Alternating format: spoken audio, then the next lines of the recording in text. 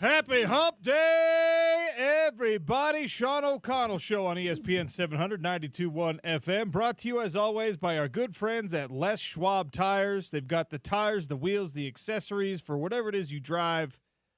Stop by your local Les Schwab. The professionals there will get the job done right the very first time.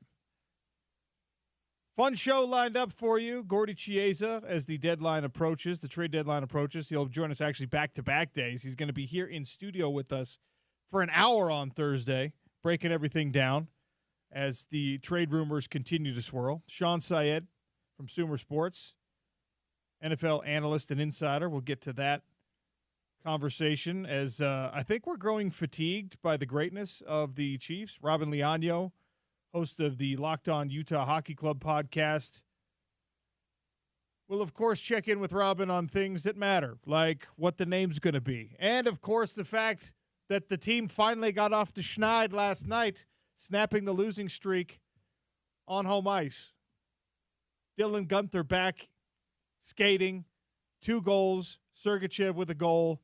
Buzzer beater, overtime buzzer beater by Guenther, too? Like, that's amazing. You don't get buzzer beaters in hockey like you do in the NBA, obviously. So it's doubly exciting. You get the buzzer beater, and it's an overtime game winner, right? You don't even think of buzzer beaters in hockey. No, because it's same way with like football. I mean, I suppose we sometimes will tongue in cheek say buzzer beater field goal, but you don't get buzzer beater term in football either, but NBA, college basketball, obviously all the time. That's James Peterson. Hold that down on the show behind the glass today. This whole thing going on with the Kansas City Chiefs, the Philadelphia Eagles, and I've been listening to countless interviews, driving around. Hopefully everyone's just listening to Sports Talk Radio all the time. Dan Patrick Show this morning coming in. And Rich Eisen was on, and there was this, one of the many things that they touched on in the conversation was about the sort of hostility that is built towards the Kansas City Chiefs, despite the fact that they all seem to be pretty likable characters.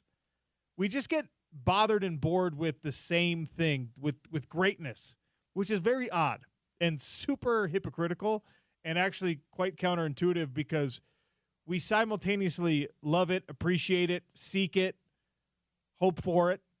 And then when you get it, it's like that too much of a good thing. I don't know. It's just a human nature prospect, I guess, James, where you crave that McDonald's cheeseburger. You're just like, oh, my gosh, look at that commercial. And then you go order, you go through the drive-thru, and you're like, well, if I'm going to have one, I might as well have 3. And then you eat them, and you're like, oh, there's too much of a good thing there. Yeah, certainly too much of a good thing is part of it.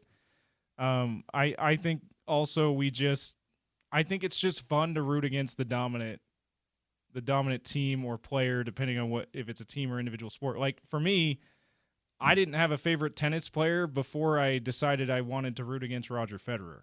You wanted to root against Roger Federer because he was so dominant. Because his dominance became boring. Became off-putting? Yeah, it was like what? It was like, well, at first because at the start of Federer's dominance, the best American player and the guy everyone thought that would take the torch from Andre Agassi and Pete Sampras was Andy Roddick. We were way wrong about that, by the way. So at first I was like, yeah, Roddick, he's got the fun serve. He just won a U.S. Open. Okay, then I quickly realized Roddick didn't have it, right? And so I was looking at other places, and Rafa Nadal became the guy, and so I kind of gravitated towards Rafa Nadal. I think it's fun to root against the dominant team, but also I think a lot of it is that too much of a good thing, and we say we like variety, but then we don't watch very much when there's not a dominant player or team. But the reason we watch a lot when there's a dominant player or team is we want the variety. It's very strange. I just confused everyone. I'm putting a poll out there right now. How long does a player or team have to be dominant before you start rooting against them? It can't be 1 year, right? So the answers are 2 or 3 years, 5+ years, 5 to 10 years, other. And maybe there are people out there who are going to say, depending on the player, 1 year is too much of LeBron James being good or whatever. Yeah. Right? I think we got to the point where, certainly here in Salt Lake City, we hated watching Michael Jordan's dominance. Not just because it came at the cost of Utah in those back-to-back finals years, but like it just becomes, you're like, okay, we get it. You're the best in the world. This Bulls team is the best in the world. And there was a lot of narrative at those times that things were stacked in their favor, that officiating was generous toward them, which is the same thing we're doing right now this week with the Chiefs and with Patrick Mahomes. It's never necessarily an officiating thing as much as it is a perception that the best teams win all the time because the refs help. And it's like, well, they win all the time because they're the best teams most of the time. So this also happened in college football, right? Yeah. Ohio State.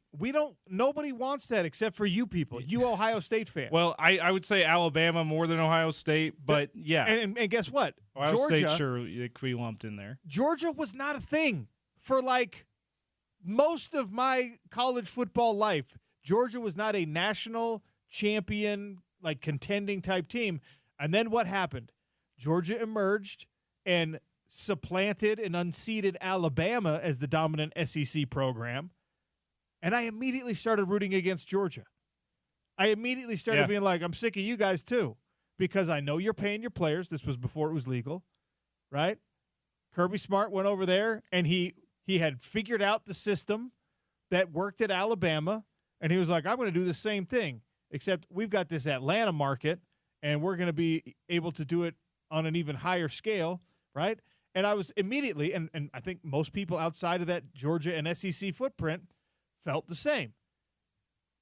We hate these teams because, or hate's a strong word, we dislike these teams because they are great. And I guess we don't like the circumstances in which they become great. We don't like the repetitive nature of that. You know, it's like, yeah, there's no mystery. We like, why do we watch if we already know the ending kind of thing? I think that's part of it. This is what happened with the Patriots, and now it's happening with the Chiefs. And by the way, the Chiefs and the Patriots, aside from the obvious similarities, like you have the best quarterback in the game and you have a really spectacular coach, there's not a ton of similarities between the way the Chiefs have done it and the way that the Patriots have done it. And there's not a ton of similarities between the personalities on those teams. Like, the Patriots were actually pretty easy to root against. They were cheating. They were doing the Deflategate stuff and the Spygate stuff, and they were getting, like, angling for every little advantage, skirting the rules and whatnot. And if the Chiefs are doing that, it's at least private. We don't know about it, right? And I guess maybe that's why folks are like, no, it's the officiating thing is how the Chiefs are doing it. And I'm not really buying into that, although we've talked about it plenty on the show. I fully acknowledge that Patrick Mahomes gets flags that Josh Allen doesn't get, that Lamar Jackson doesn't get, that Brock Purdy's not going to get, et cetera, et cetera. Yeah, it's favoritism, not fixing, right? And look, when the Patriots were caught deflating footballs and spying on opponents, I was not one of these people that climbed to the mountaintop and were just like, strip their titles away, they're scumbags. But it's really easy to root against them in those scenarios. The Chiefs are not easy to root against. Andy Reid is like your lovable uncle. He's the Kool-Aid man, all right? Patrick Mahomes, the only thing I can say that I don't like about Patrick Mahomes is that we had to deal with that weird brother of his for like 3 years. But even that has gone away. And I guess the Kermit the Frog voice is kind of strange. But that's more something you like giggle at instead of disliking someone. Yeah, for. that never bothered me near as much as it bothers guys like Todd Fritz on the Dan Patrick Show and other people. Well, it's also something you can't really control. No, it's your voice sounds the way your voice sounds. Like if Patrick Mahomes was in the studio right now, I would not mention it. I wouldn't be annoyed by it. I wouldn't make fun of it. I'd just be happy to be talking to Patrick Mahomes on Salt Lake City radio. But when he's on those commercials And you're just like sometimes notice like, wow, that guy really has a funny voice. Every one of my friends, every one of the people I care about in life have something you can make fun of that's like beyond their control. It's like, okay, that's just kind of a thing. That's almost an endearing quality. Muppet voice. Like Tom Brady, Tom Brady Mahomes. Doesn't have that. No. Tom Brady doesn't have the thing that's like, he can't control that. He's just an ugly guy. You know what I mean? Tom Brady's easy to root against, okay?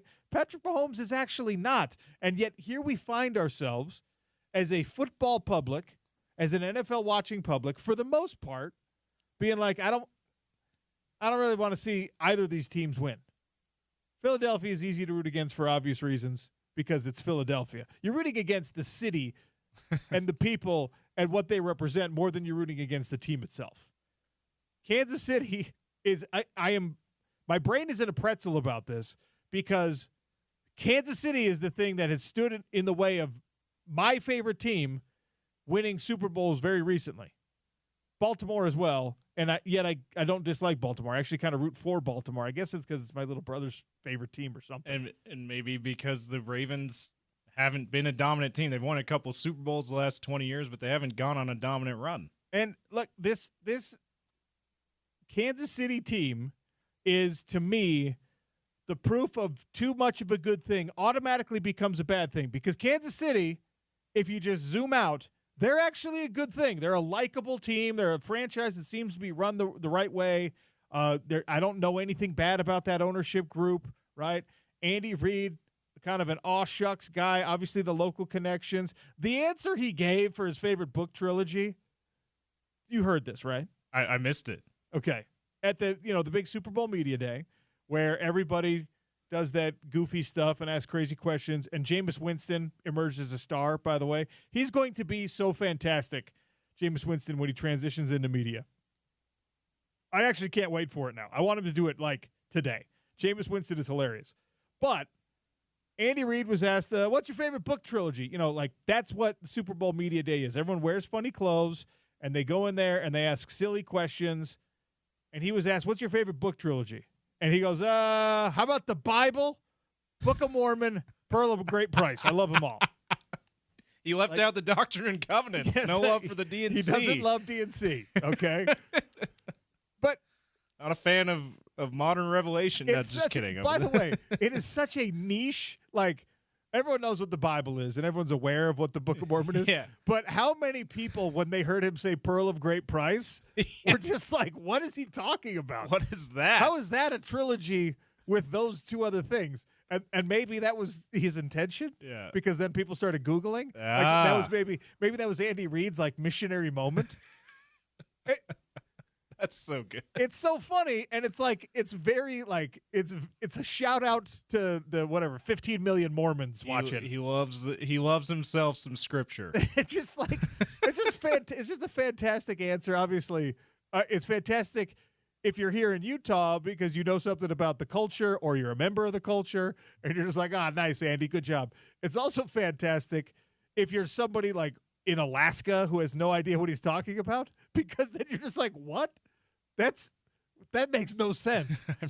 Both cases, that's a great answer. You either know what it is and it's hilarious, or you have no idea what it is and it's even more hilarious. So I don't want to spend too much time on this tangent, but when did you? Because you're not a member of Correct. LDS Church, but you grew up here, so you know about it. I'm Mormon adjacent, is what I say. So, but when did you first know about that the Pearl of Great Price was a book of scripture?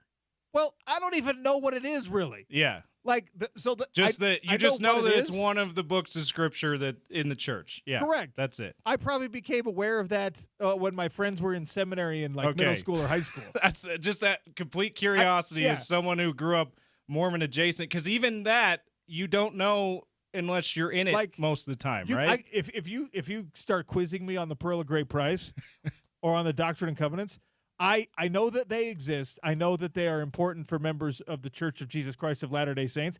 I have no idea what's in there. I really I don't know what it's supposed to be, who said what, what books like the Book of Mormon I've read. I know what's in there. Yeah. The other ones, I have no idea, man. Yeah, that's so good. Anyway, we can move on from that tangent, but I was just out of curiosity wanted to ask you that. It's part of this equation for me that, like, okay, Andy Reid is like this aw shucks guy. He was successful in Philadelphia, but was run out of Philadelphia by that toxic fan base for the most part. And he finds a way in Kansas City, not just to win with Patrick Mahomes. He was doing a great job with Alex Smith as well. Obviously, Patrick Mahomes helped things go to the very next level, but he was part of that renaissance of Alex Smith's career, which is another reason, at least here in Utah, for people to like him, right? Jim Harbaugh started it. Andy Reid continued it. And obviously, unfortunately, the leg break kind of ended it. But Andy Reid, check the box, very likable. Why are we rooting against him? Because too much of a good thing becomes a bad thing in every category. Patrick Mahomes seems like he's very likable. Like, even as his wife was super annoying and his brother was super annoying, you could tell that he was like, hey, please stop this. Yeah. You know what I mean? You had to be on his side Tone about it that. down a bit. Like, here. just, hey, not like so many times they'd be like front row at a Dallas Mavericks basketball game or something, and the cameras are always on. Yeah. So you would see him like lean over and be like, hey, knock it off. And you're just like, yeah, man, I can feel that guy's pain because we've all been around people who embarrass us. All right, so Patrick Mahomes seems pretty likable. I guess his flopping is occasionally annoying. Yeah. Travis Kelce. That goes more with the ref narrative. Chris Jones seems very likable. Travis Kelce is literally one half of America's super couple at this point. Is that a reason to dislike him? If America's sweetheart likes the guy, shouldn't we all like the guy? Yeah, I mean, there's the fair share of Taylor Swift detractors even before people got annoyed that she was being showed a few times a game in the NFL. Okay, too, though. Is that true? I'm not aware of the Taylor Swift haters. There's plenty of Taylor Swift haters, and some of it has to do with politics. So we'll leave that alone. Ridiculous politics, in my opinion. But yeah, right, we'll leave that part alone. Yeah, but I don't need to keep making the point. The Kansas City Chiefs are evidence that this phenomenon is almost unavoidable in sports. Unless it is your favorite team, you're going to grow fatigued of the success of somebody else. Yeah. And you're going to be like, I didn't actively root against the Chiefs the first time or the second time or the third time they made an appearance at the top of the NFL. And now we're just like, hey, guys, the tickets to this Super Bowl in New Orleans are significantly cheaper because people don't want to see the rematch. They don't want to see the rerun. We've been down this path before. That, to me, is nuts. You have an opportunity, if you're rich, to go watch history made in the NFL, to go watch the first ever back-to-back-to-back champions, the first three-peat in Super Bowl history, and people are just like, and you get to do it while you're in New Orleans, eating delicious food. Yeah. I got to get an update from Jeff Schwartz, by the way. See how many gumbos he's on so far. How many beignets and gumbos. Yeah, it's certainly the too much of a good thing with the Chiefs here. The other thing, Tyreek Hill, when he was still on the team, and you had the unfortunate allegations that he went through with child abuse, there were plenty of people that were rooting against the Chiefs for that reason. But that goes away once you trade Tyreek Hill, right? But it hasn't, because they've continued to be dominant. I'm a Tyreek Hill hater for that stuff. The whole innocent until proven guilty thing in our American justice system, and it does not always apply to my court of public opinion. And sometimes I think if we're all being honest, it doesn't apply to most of our court of public opinion. Sometimes that's a me problem, but in cases where it's like your spouse, significant other, or your kids, I'm all the way out on you. Yeah. All right. So when Tyreek's last couple of years, or at least it was at least 1 year where that was a dark cloud hanging over him and by extension the Chiefs. And in those years, I was rooting against the Chiefs mainly for that reason. But after you left, I still rooted against the Chiefs. So it doesn't make much sense.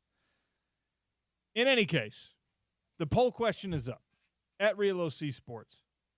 How long does a team or player have to be dominant before you get sick of them and start rooting against them? Is this part of the reason you don't like LeBron James? Is this part of the reason you don't like Kevin Durant? I say only part of the reason with those guys because there's some cringy personality things. There's plenty more reasons. There's Kevin Durant with the burner accounts is the funniest thing. I put a question up about Kevin Durant as the trade rumors start to swirl. Again, we're a day and a half away from the trade deadline. Kevin Durant apparently on the trading block. Does at this point in his career, does he make a bubble team or a mid-level team? Does he make them a contender? Because that's what the expectation is for Kevin Durant. I think his last 2.5 years in Phoenix has proven that no, he does not. Which is because Phoenix has been a bubble team for the entire time he's been there. I guess it's been 2 years because he got there a couple years ago at the trade deadline. But yeah, I don't know why people are enamored with the idea that Kevin Durant by himself makes you a title contender anymore, because he's proven in his Nets stint and now in his Phoenix stint that that's not the case. 877-353-0700. Tell me how long you can tolerate success before it starts to bother you. Yeah. I'm like, that's a good way to put it. When it comes to too much of a good thing becomes a bad thing, for me, I don't know if it's an addictive personality trait, James. I don't know if it's gluttony, whatever. But, like, for me, it takes a really, really, really, really long time for too much of a good thing to become a bad thing for me. Like, you know those dogs that can eat themselves sick? If you have to you have to control the portions you put in their food bowl. I'm one of those dogs. Like, I grew up around, one of my neighbors had this chocolate lab who would eat basically until his stomach burst. He would throw up because he would eat so much. If you just let him eat, if you just gave him an open feeding bowl. And not bad human food, just his dog food. His dog food. That's how he would keep eating it. If you just gave him an unlimited supply, he would eat until his stomach could not handle anymore. I am basically that. So for me, my personality is it has to be way, way, way, way too much of that good thing. You're saying you'd probably have rooted for the Chiefs this whole time if they hadn't have gotten 2 of those championships against the Niners. Yeah, probably. Like I don't just start hating for the sake of hating because you're good. If you stand in the way of my favorite team winning championships, I'm obviously going to root against you there. But like the Patriots, it took the Patriots and the Bulls, and like, so for me, it's like 5+ championships before I'm like, all right, fine, I'm sick of you. Yeah. See, I was a Patriots hater right away because right away after they beat the Rams, they kept being nightmares for my favorite team, the Colts. So it was very much mostly Colts related why I decided I didn't like the Patriots. They traumatized me too many times in the playoffs. And they hurt Peyton Manning, and they pass rushed Peyton Manning and intercepted way too many of his passes for me to like him. Okay, so before I take a break, here's a pop culture reflection of this principle: too much of a good thing becomes a bad thing. I saw the trailer this morning for another Jurassic Park movie. Yeah. Jurassic World Rebirth. I see what you're doing. Whatever, Universal Pictures, I think it's Universal. I see what you're doing, adding Scarlett Johansson to the franchise. I see what you're doing. Good move by them. All right. And you know what? It's gonna fool me into watching again, right? Not just that, but I'm a dinosaur guy. I love dinosaurs. Love Jurassic Park, so it hurts me that I'm not completely just 100% positive about this new Jurassic Park. Okay, movie. so Jurassic World movie. I think it's probably safe to say that for most people, we've reached that threshold. Too much of this Jurassic Park, good thing, great thing. Too much dinosaurs in a movie has become mostly a bad thing. The last couple of movies have been, quite frankly, bad. I still watch them because the dinosaurs are cool, and I'm a 5-year-old. But, James, what movie franchise, what pop culture franchise, it could be a television show, I guess. Are you just love it so much that you're kind of in, even though you know it's too much of a good thing at this point?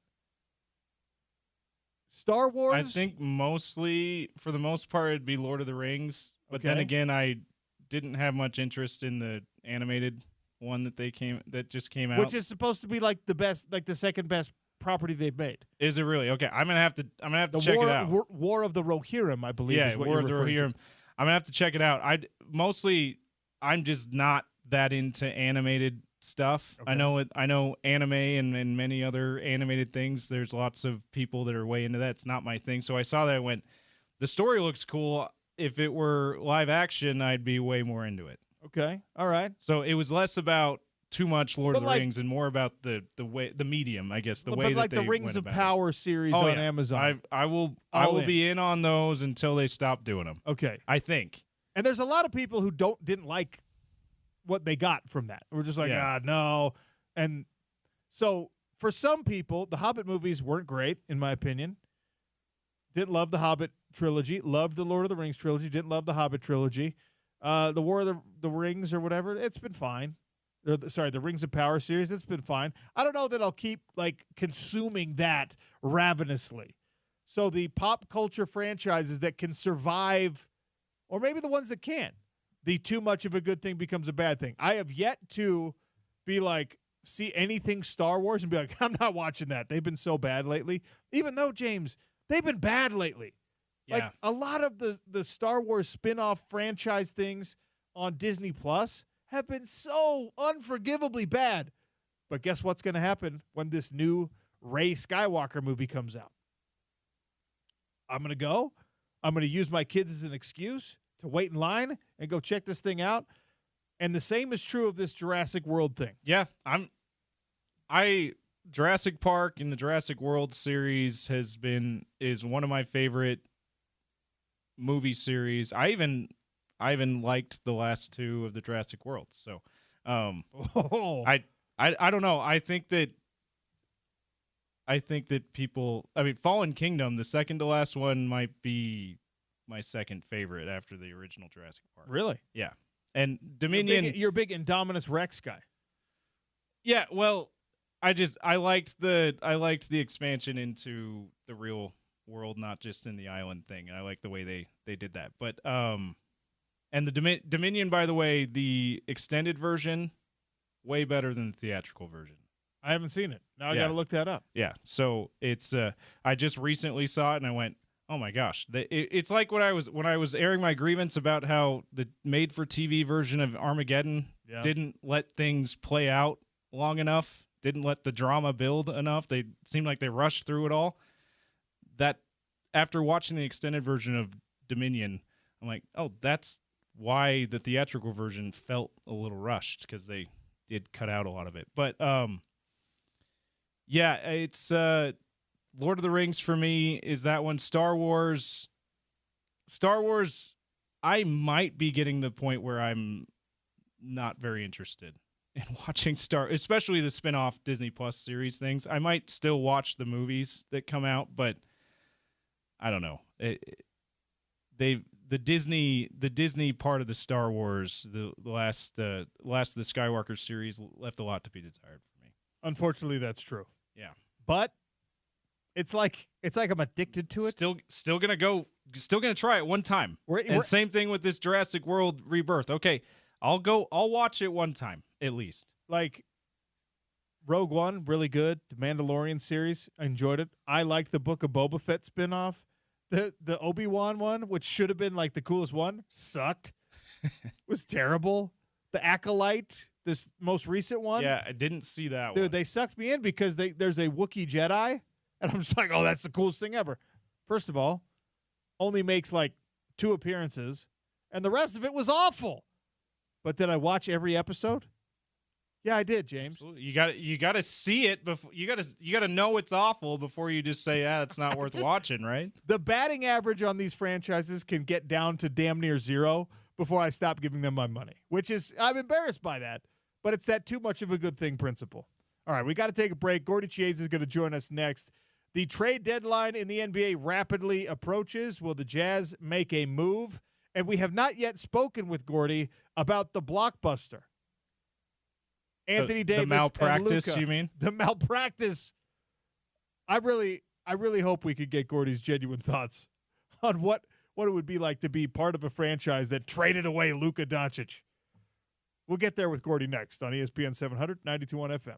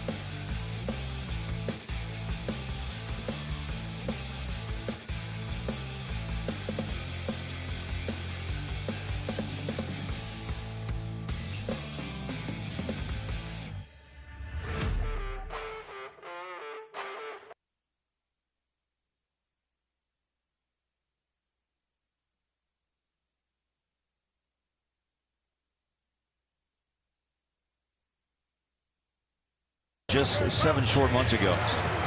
Well, it was, and Jazz get a break right here and take advantage. Isaiah Collier. The speed is high level.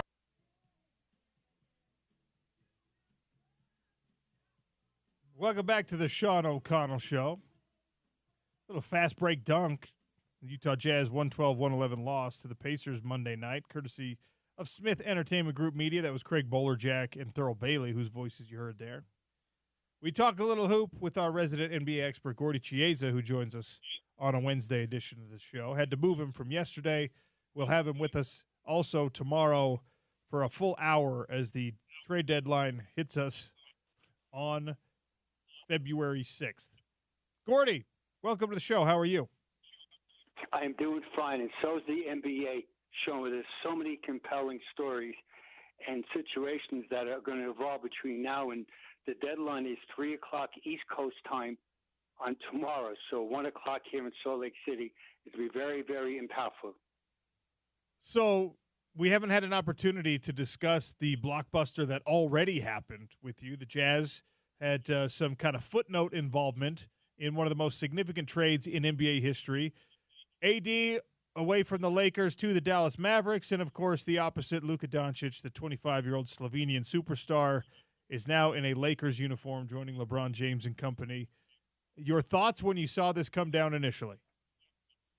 First, I thought it was a hoax, that I couldn't believe it. And then the more I kept on reading about it, that it was real, and that it's a tremendous acquisition by the Lakers. So they're adding a franchise generational player. We must not forget, the Lakers are about stars. So back in yesteryear, back in the 50s, the first star for the Lakers was Minneapolis player was George Mikan. Then in L.A. it became Jerry West, Elgin Baylor, and Will Chamberlain. Then it was Kareem Abdul-Jabbar. Then it was Magic and James Worthy. Then it was Kobe and Shaq. And then it was LeBron. And now it's Luka. So they do Hollywood very well, the Lakers. And so that's part of it. That they've always had a star player. And let's not forget, Sean, this is after LeBron, when he retires eventually, whether it's 2 years from now, 3 years from now, nobody knows, including LeBron. But they got a guy that can, in a playoff game, Sean, he can score 42 points on the road in Game 6 or Game 7 to help you win by 1. Which Laker does this benefit more? LeBron for adding a talent that can help him win another championship, or does it benefit Luka more because now he's going to be understudy to one of the all-time greats, one of the excellent pros, the longevity of LeBron James, the professionalism, the fitness, all those things that maybe have been called into question, at least recently, for Luka? Yeah, it's definitely Luka. He's the benefactor of being around LeBron. When you play for 22 years in the NBA at an elite level, we've never seen a guy like ever in the history of basketball play at the highest level LeBron is for such a long time. So you'll see first and foremost how he takes care of his body through all the ups and downs, ebbs and flows of an NBA season, and then the thing called the playoffs. And that's where the Lakers are judged by, the playoffs. You know, how far can you advance, your championship caliber? So it's going to help them. So there's so many Laker fans from SoCal that live in the Salt Lake City area. So now their starting lineup will be Austin Reeves, Luka Doncic, LeBron James, Rui Hachimura, and temporarily Jackson Hayes. And so, Sean, let's see the next day and a half if they make one more acquisition, the Lakers, to try to get a bigger body center that will more of a system player that's a willing box-out rebounder and screener. So I just described someone like Jonas Valanciunas of the Washington Wizards, who's having a fire sale, and maybe Jakob Poeltl, a former Utah standout from the Raptors. He'd be a perfect fit for the Lakers of what they need for a big guy to be strong inside, put a body on all the other big guys inside to help LeBron and now Luka. Are they interested in Walker Kessler at all? I'm sure they are, but if I'm the Jazz, I'd pause. It's hard to find big guys that are bouncy and are athletic and they're talented. Yes, Walker Kessler is underskilled so far in his career. He's 23 years old, which means that he doesn't have a face-up game consistently. He makes every once in a while a corner three, but it's low percentage. He's got high hips, which means that he just from a basketball standpoint, he's a hard time maintaining bounce. All right, so that's what he can't do. What he can do, he can block shots, he can rebound, he can run the floor, willing screener, low pass threat. So I would not include him in a deal. And plus, also, his contract is tame. It's still on the rookie pay scale. The day of reckoning will be when he's eligible for the extension. Then it gets much more dicey as far as what a guy can't do versus what. Oh, he has potential. Okay, so back to Luka and this trade. The reaction, my reaction was like yours initially, disbelief, and then more just like, how do you explain this from the Dallas Mavericks side of things? The justification that has been given and that Nico Harrison sat down and explained the thought process, to me, didn't really satisfy the requirements of this being good practice in the NBA. And I've never been a GM. I'm probably never going to be an NBA GM. But a move like this feels like something that, it was a mistake. And yet here we are. It was pushed through. It was kept secret all the way until it was pushed through, which is another feat in and of itself. And it runs counterintuitive, Gordy, to what I thought was kind of the requirement of professionalism on that level of decision-making in the NBA. You're obviously a lot closer to these circles than I am. So how is it explained from the Dallas Mavericks perspective, and does that explanation satisfy you? No, not at all. Just well said by yourself, is that there's no level of transparency here, and it should have been. Again, let's back up for a second. Patrick Dumont, no one really knows, unless you're a gambling person, where they own the largest, most profitable casinos in the world, the Sahara Corporation. All right? The woman in charge, her husband passed away, Sheldon Adelson, she's the fifth richest person in the world. Okay. So there's the premise now, saying this. The state of Texas is going to the next 2 years or so, is going to have gambling legally in casinos. So they're trying to be the first company in the Lone Star State to get their business going as far as in Texas. They make a whole bunch of money. So Patrick Dumont is the son-in-law of the fifth richest person in the world. Mark Cuban still owns 27.7% of the team. However, he has no more decision-making. So ownership basically didn't want to pay Luka the extension of $345 million because probably they kept on saying what he doesn't do versus what he can do.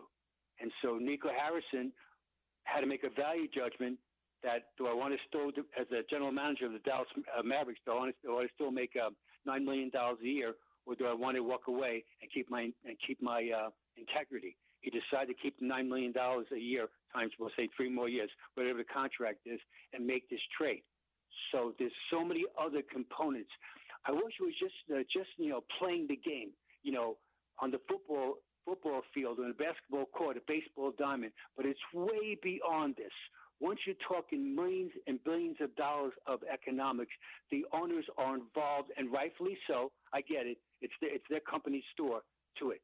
So Anthony Davis, part of the component, where he kept on saying publicly that he's a power forward, and that the Lakers, meaning the Lakers, we need a center.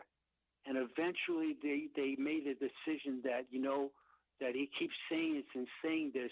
If we can get Luka Doncic on these secret phone calls, that we're moving on from Anthony Davis. And Davis is 32 years old. They gained 6 years of age. And Davis is 32, and Luka turns 26 this February 28th. So, Sean, it's just way beyond what everybody thinks it is. There's so many components of this. Gordy Chase is my guest here on the Sean O'Connell Show, talking about the approaching NBA trade deadline, the fallout from the blockbuster that has already happened. The big three now in Dallas, Kyrie, Klay Thompson, Anthony Davis, can they actually compete for a championship?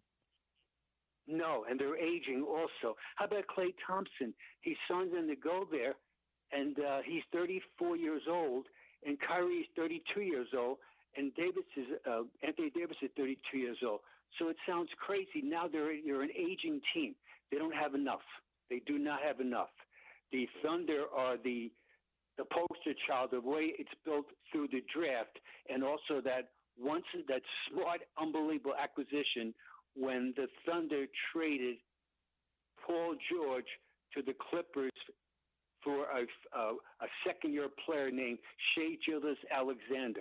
Now, without that trade, everything that Thunder did correctly as far as the right draft picks, et cetera, would not be in play, because the main guy is the MVP of the league this year, and he made it happen. So Dallas does not have enough. And so the Lakers have improved tremendously. The Nuggets are getting better. The Grizzlies are really in place right now. The Thunder are there, and now the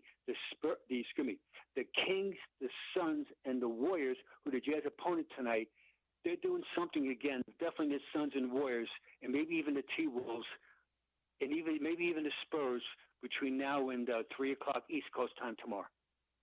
Is Kevin Durant going to end up back in a Warriors uniform?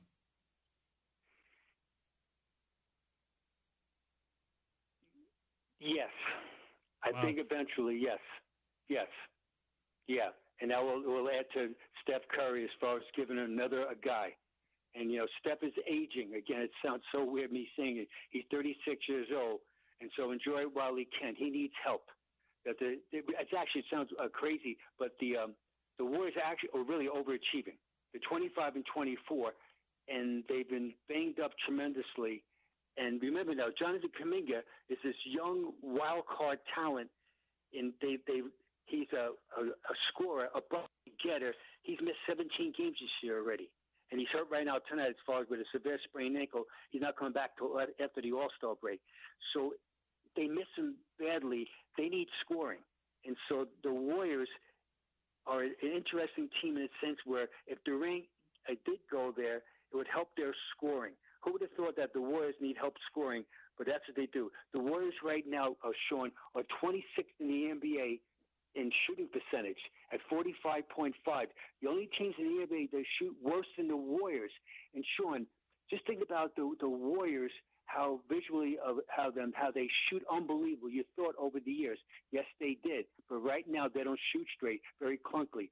Only the Nets, the Magic, the Wizards, and the Hornets shoot worse than the Warriors. Wow. So they know that. They're going to try to get the Durant thing done. Jimmy Butler's part of the equation as far as with the Suns. Bradley Beal's involved. There's so many moving parts, and no one knows the answer until really tomorrow. When the expression, the dust settles, it's going to settle. What's your list today, Gordy? All right, list today. See, enough of this trade talk, Sean.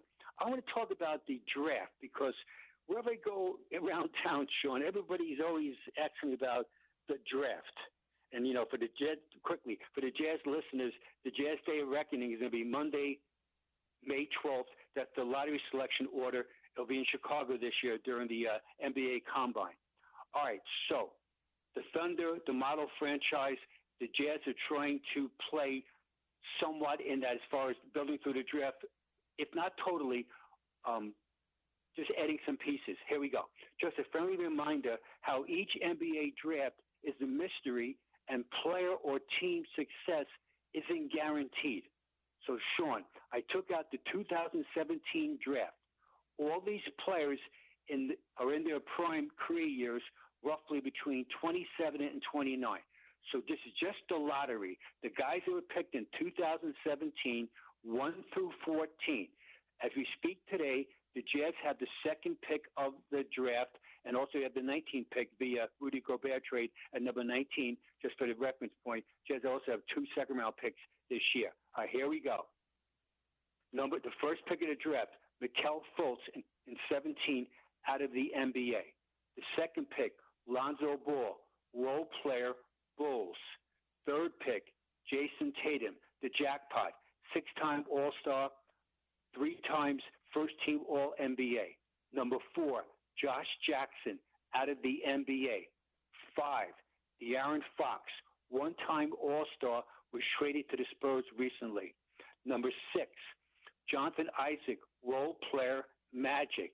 Number 7, Larry Marketing, 1-time All-Star, presently with the Jazz. Number 8, Frank Ntilikina out of the NBA. Number 9, Dennis Smith Jr. out of the NBA.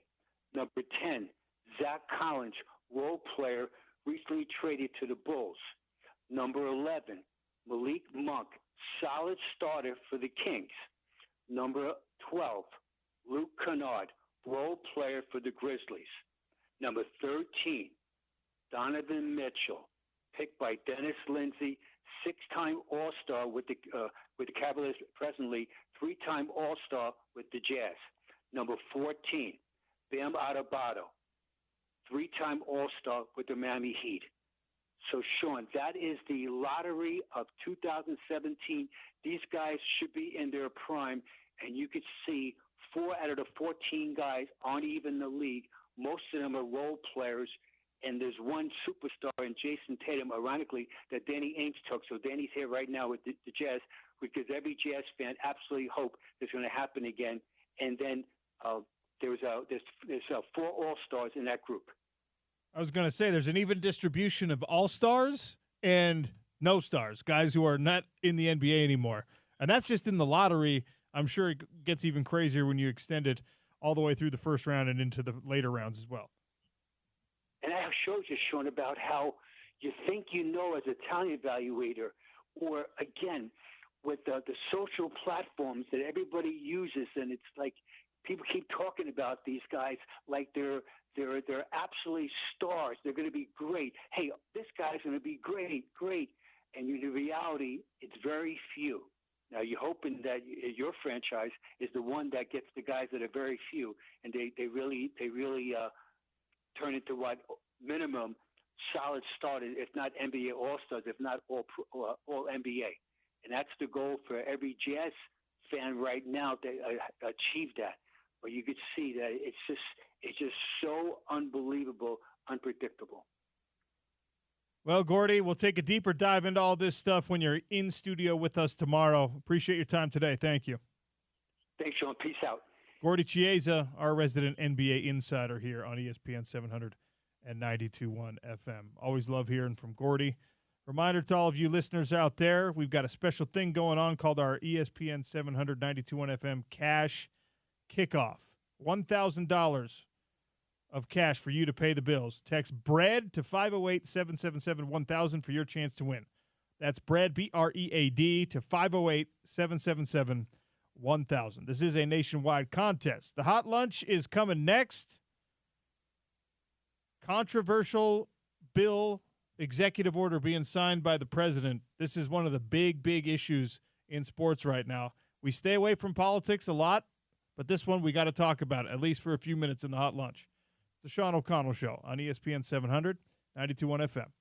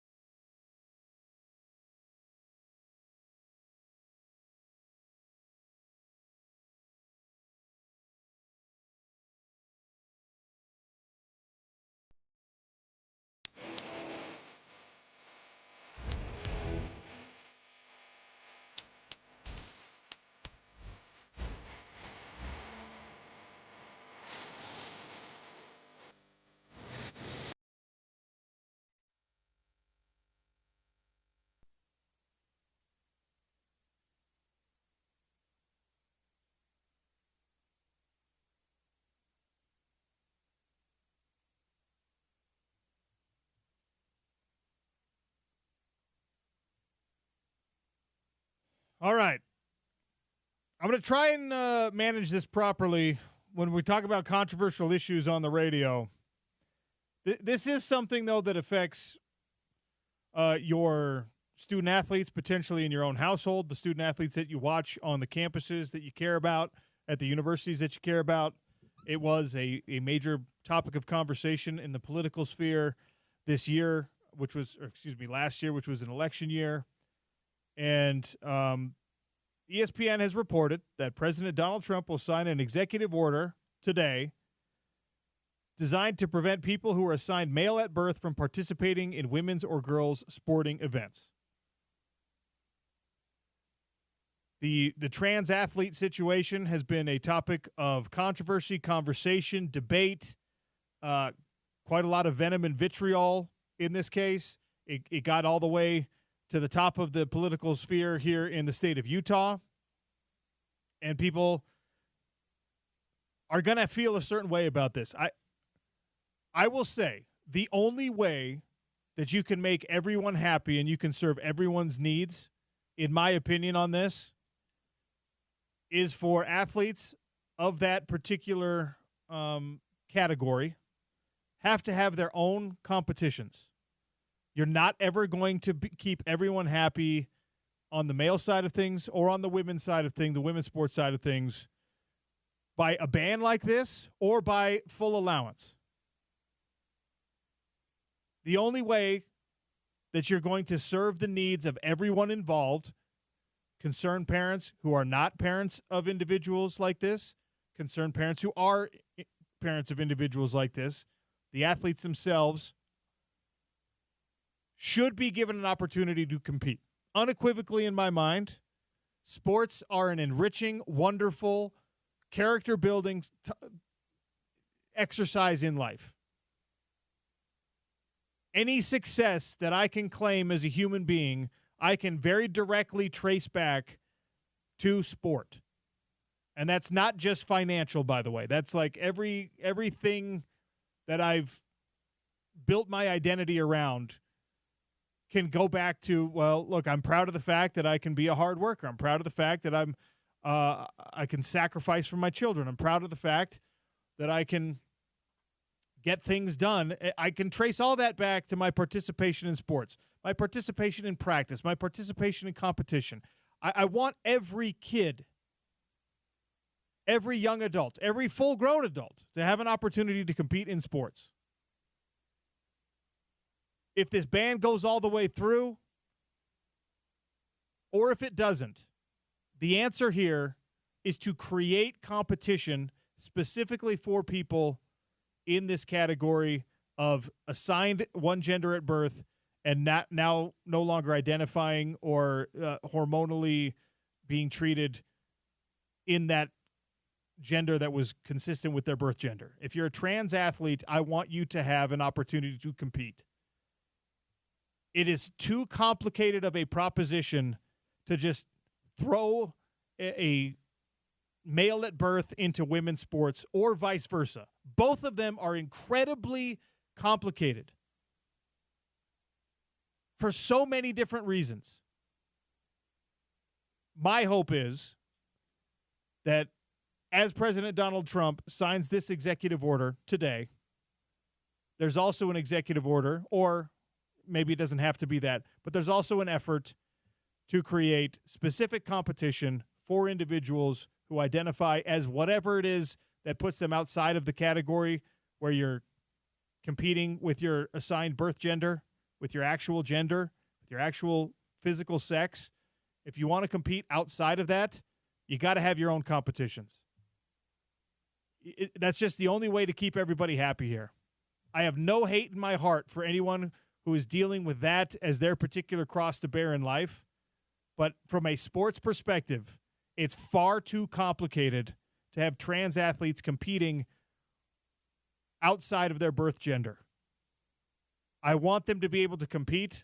I want there to be leagues and competitions created very specifically for these individuals. I really do believe it's the only answer. That might be a controversial take for some of you out there listening.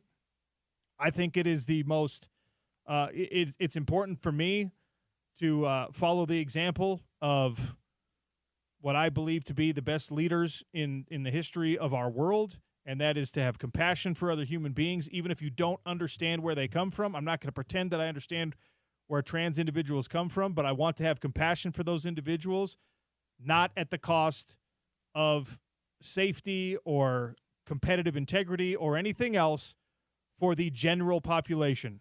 So I think there needs to be an effort, not just to ostracize and not just to say you don't get to compete here, but to also say, I think it's your responsibility as a leader to say, if I'm not going to allow you to compete here, I'm going to help create this situation where you can compete, because sports are so massively important, and there's no reason to believe they wouldn't be important for trans individuals either, or as well, I should say.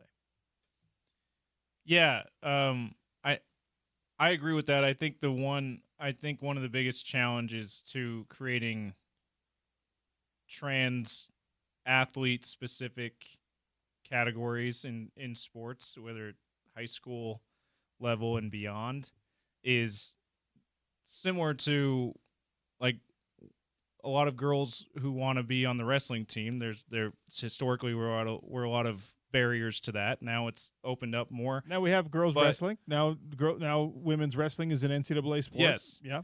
But in a lot of places at the high school level, there's not enough girls wrestlers to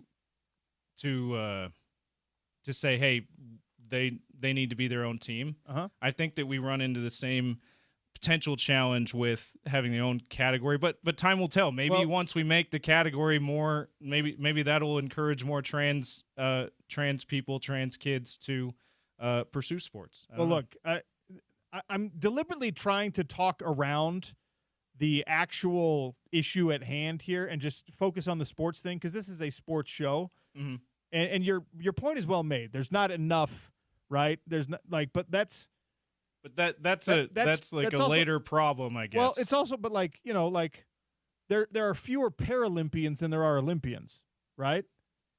And we created the Paralympics to give individuals who have different physical abilities a spot to compete. And that's a great event. That's universally accepted. That's fine. That's wonderful. If you don't want to watch it, you don't have to watch it. If you don't want to support it, you don't have to support it. I have a younger brother who is we are proud supporters of the Special Olympics, which, again, that's a very small number of people who qualified to participate in Special Olympics type competitions. The point is, these organizations exist, and yeah, my little brother never got to play high school basketball because he was of different cognitive and physical ability, but it didn't mean he didn't get to compete. And it didn't mean that just because there was only a couple of him, it's not worth creating a league or a competition. And yeah, does it look different? Sure. Is the age range broader? Yeah. Is it sometimes guys and gals playing on the same team? Of course. But guess what? It's a competition, and it's an enriching sports environment, and we have it for all people who fall into these other outlier categories. And our excuse is never, well, there's not enough of them.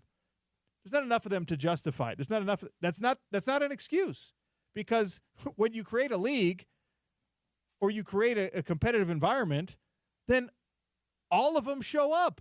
Yeah. A bunch of them find place. Field of Dreams, people will come. And it sounds so crass to say all of them, because they're not all of them. They're all of us. They're people that live in our community. Like the special needs community is a valuable part of your family, part of your community. And it didn't make sense for them to compete in real high-level competitions at the high school, collegiate, whatever level, right?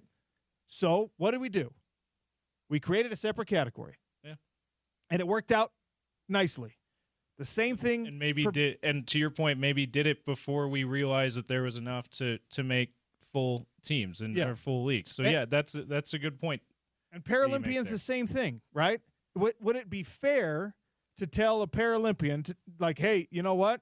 I'm sorry about that amputation when you were a kid. You're just going to have to compete on the regular track team. We'll give you an opportunity to do that, but if you can't, then guess what? That's it. There's nothing for you. That's your only potential opportunity. That's not what we've done. Makes sense. We as a society don't do that. So I'm not going to sit here and pretend that we don't have the capability or the willingness as a sports society to say, you know what, let's create a new box, color outside of the traditional boxes, create a new box to fill the need of these people. And I'm not the one who's going to sit here and say, like, they don't deserve or they don't belong. That's not true. It's just, it doesn't make sense. It's too complicated to have them competing in the same box that they're asking to compete in a lot of cases right now. So a new box needs to be created. My palms are sweaty talking about something this controversial, James. I hope we did a decent job of it. I hope I got my point across. I appreciate everyone for listening to the hot lunch there for a few seconds. Lots left to get to on the Sean O'Connell Show as that executive order goes into effect today. Text Utes to 33986 now for a chance to win a pair of Utah tickets. Next home game is tonight against Colorado. Tickets also available at utahtickets.com. Sean Syed from Sumer Sports, NFL analyst down at the Super Bowl festivities, joins us to preview the big game on ESPN 700, 92.1 FM.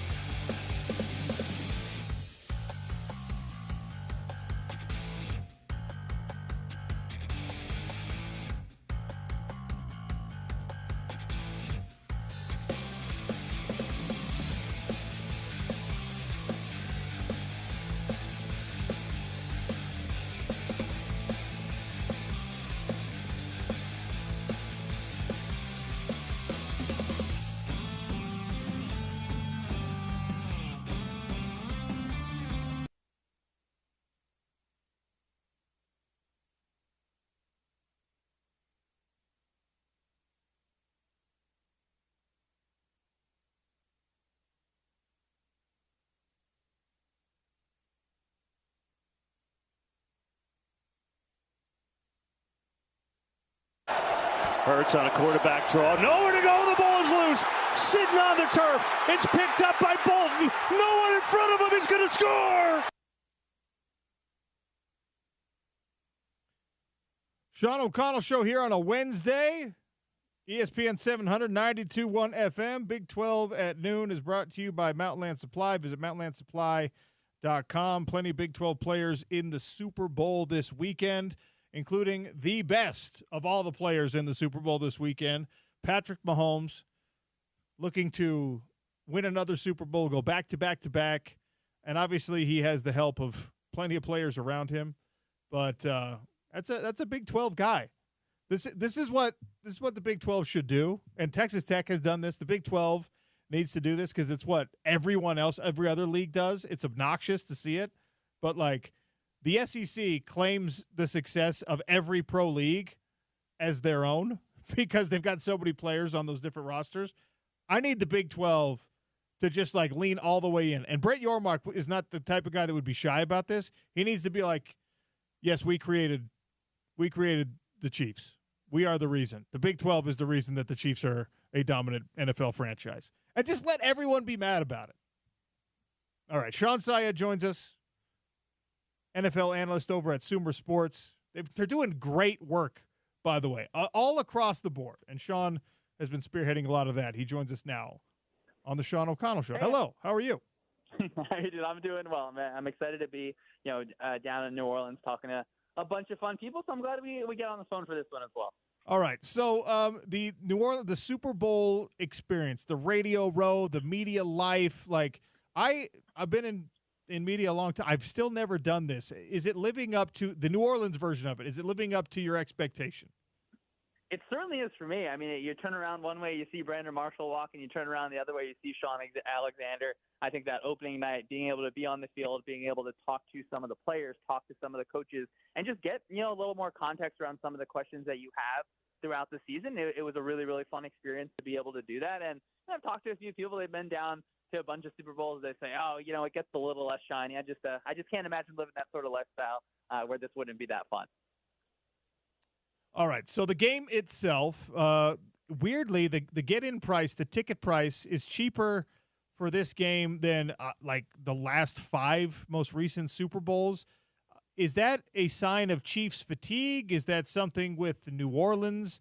That's a tourist destination. It's not. You can't make a case it's hard to be there. They don't have the hotel capacity, whatever. Why less like in-person interest or at least cheaper prices at this one, do you think?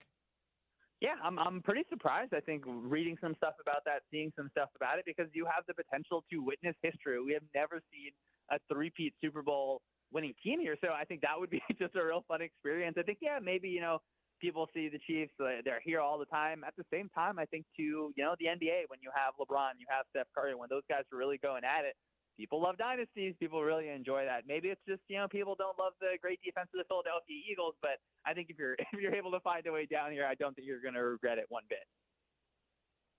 X's and O's. When we get into and I know that at Sumer you guys do a ton of great work with the advanced analytics. On paper, who's supposed to win this game? We know what the betting line looks like. We know what a lot of the conversation has been, but if we're taking 2024 and now the 2025 playoffs, on paper, which of these teams is more capable?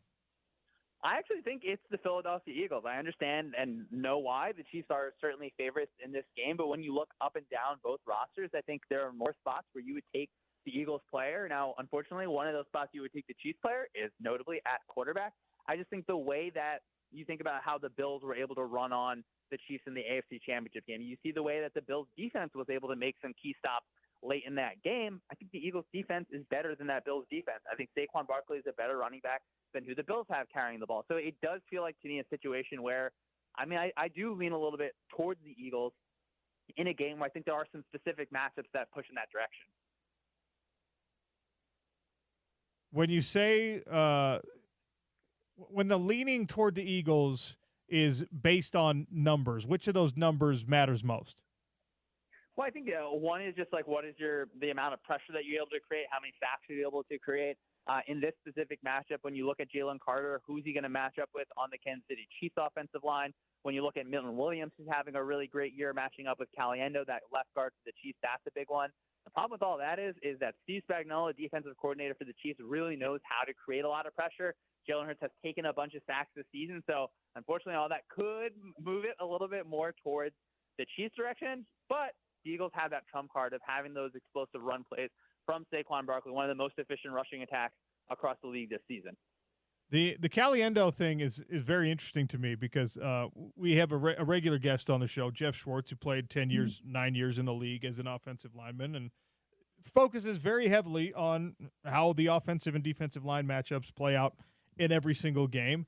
And it's being talked about, but I think it's being undersold how impressive it is that the Chiefs can shuffle their offensive line this way, and the Eagles have had to do so as well, but that you can move somebody in he's a spot starter and expect that against one of the elite front sevens in the NFL in a Super Bowl, he's just going to be able to hold his own. I think the way that Jeff categorized Caliendo, said he's a guy who can battle, but that's going to be a long day for him. Meanwhile, Tooney moves out to the left tackle, and everyone's just like, oh, yeah, that's normal. He can excel there. It feels like, to me, that is one of the keys to this entire game. Absolutely. I mean, there's even a thought beforehand. Do you move Tooney back to that left guard spot? So you have the left guard, the center, the right guard, all as really strong links along your offensive line. You know, Tooney has been impressive, I think, at that left tackle spot.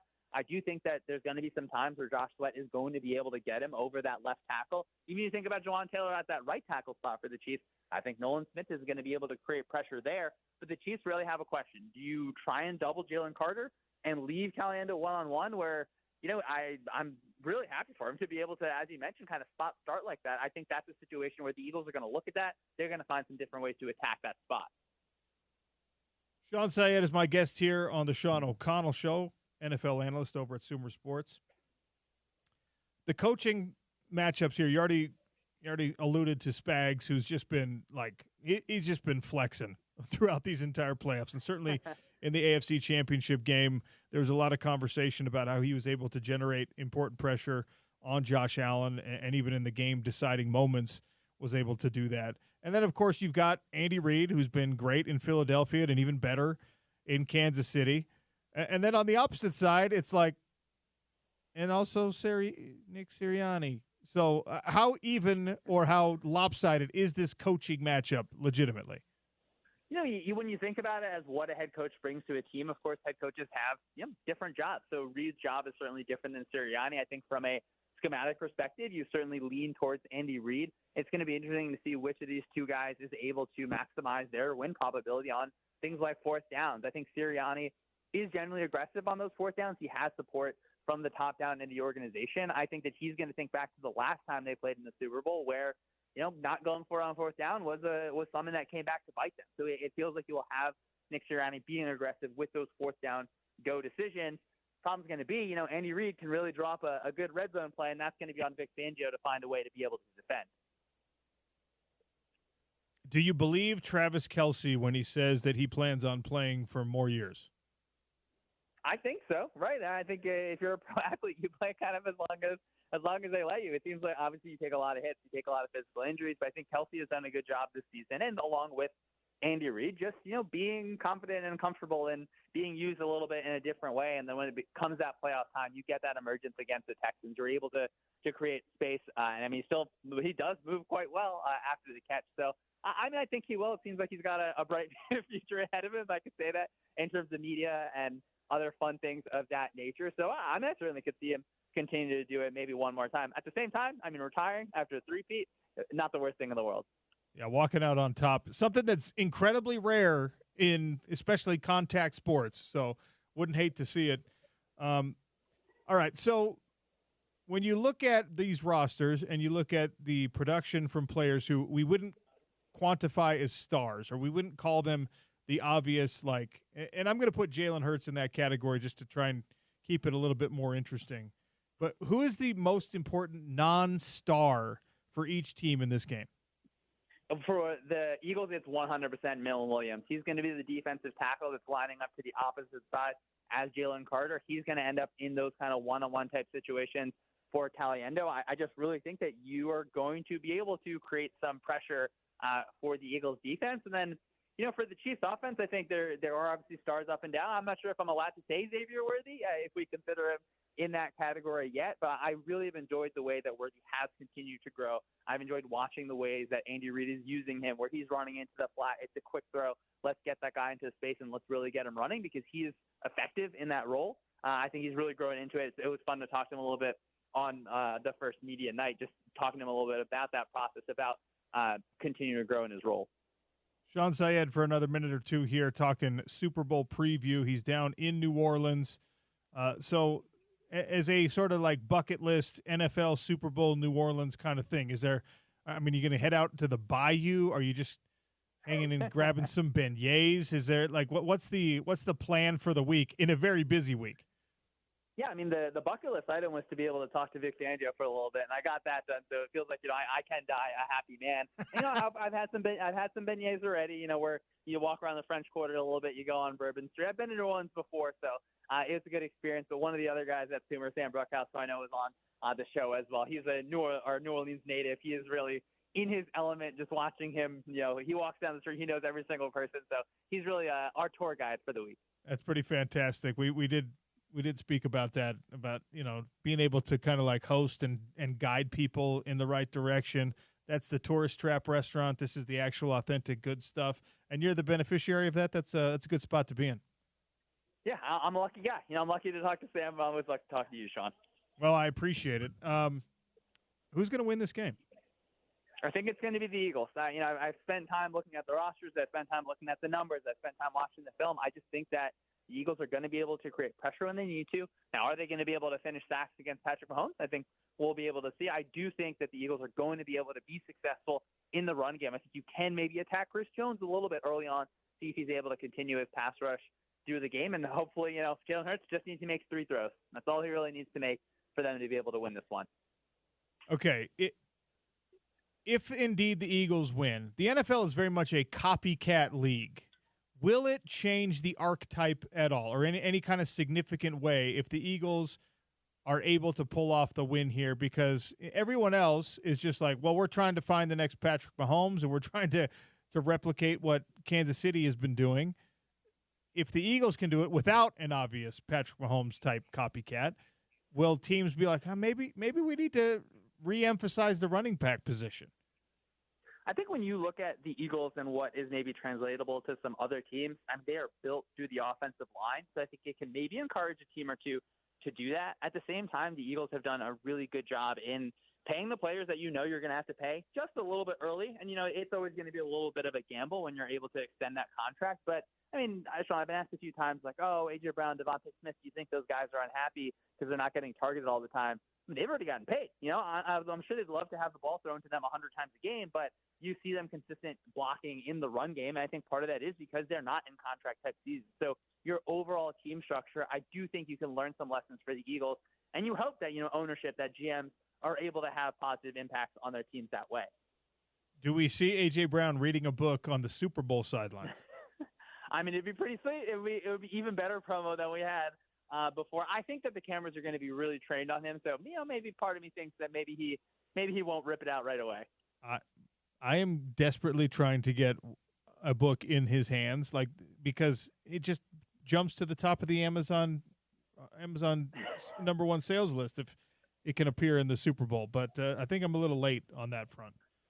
Yeah, you might just be a touch late, but I don't know. You never know. You're hoping that he's got a continued long career. Maybe you can sneak one in. Maybe I can do it. Last thing before I let you go. A three-peat would change the legacy of Andy Reid how? I think it just makes it even stronger, where we talk about him as a top coach, as now potentially the best head coach of all time. Maybe. No, not for me just yet. I think he's going to probably end his career with the most career wins from a head coach. I think we forget that he was a successful Eagles coach. That's how good he has been with the Chiefs. I think we just continue to go from, hey, he's the top guy, to now he is really going to be on that Mount Rushmore by the time he retires. Sean, enjoy New Orleans. Thank you for joining us on the show today. Thanks so much. Really appreciate it. Sean Syed from Sumer Sports, NFL analyst. They are taking New Orleans by storm, doing really great work evaluating the NFL product, analytical. They've got the numbers. They really crunch it down and then contextualize it to make it. If you're not an analytics guy, Sumer Sports is a great place to kind of engage with the game, because they give you the numbers, but then they explain the numbers as well. Yeah, they're quickly becoming friends of the show and of the station. We've had him on. You've heard him on the Drive with Spence Checketts as well. So we're big fans of Sumer Sports around here. All right. NBA trade deadline approaching. Kevin Durant's name has been thrown in the hat. Jimmy Butler's name has obviously been in the hat for weeks. These are star-level players, but do they change the future of a franchise this year or beyond? We'll get into that next on the Sean O'Connell Show, ESPN 700, 92.1 FM.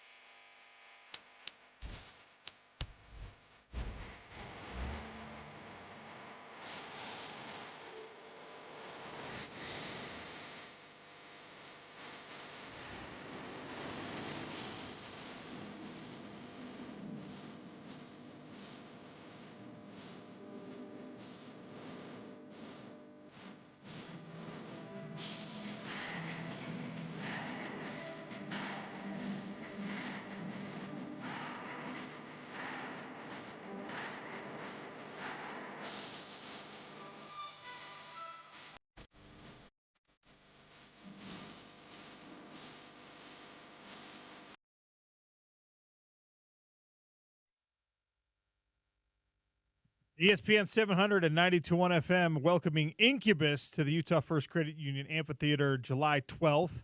Tickets are on sale now. We're also giving away pairs of tickets every day this week right here on the Sean O'Connell Show. That'll be during Topical Trivia coming up about 1:45 post-meridian.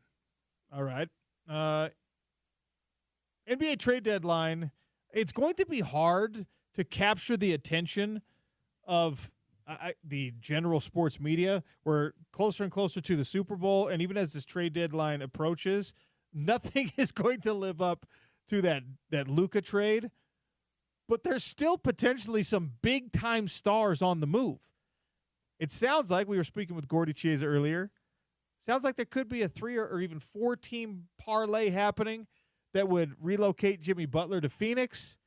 Kevin Durant might end up with the Warriors again, teaming up with the old squad and chasing another championship alongside Steph Curry before the window closes completely for Steve Kerr and company. I mean, these are not insignificant movements if they end up happening.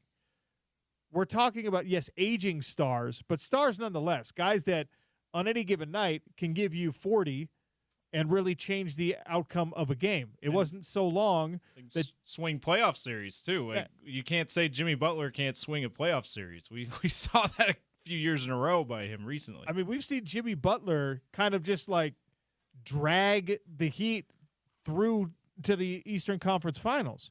We saw Kevin Durant add himself. I say add himself because that's how it feels, right? That it was a very inorganic situation kind of deal.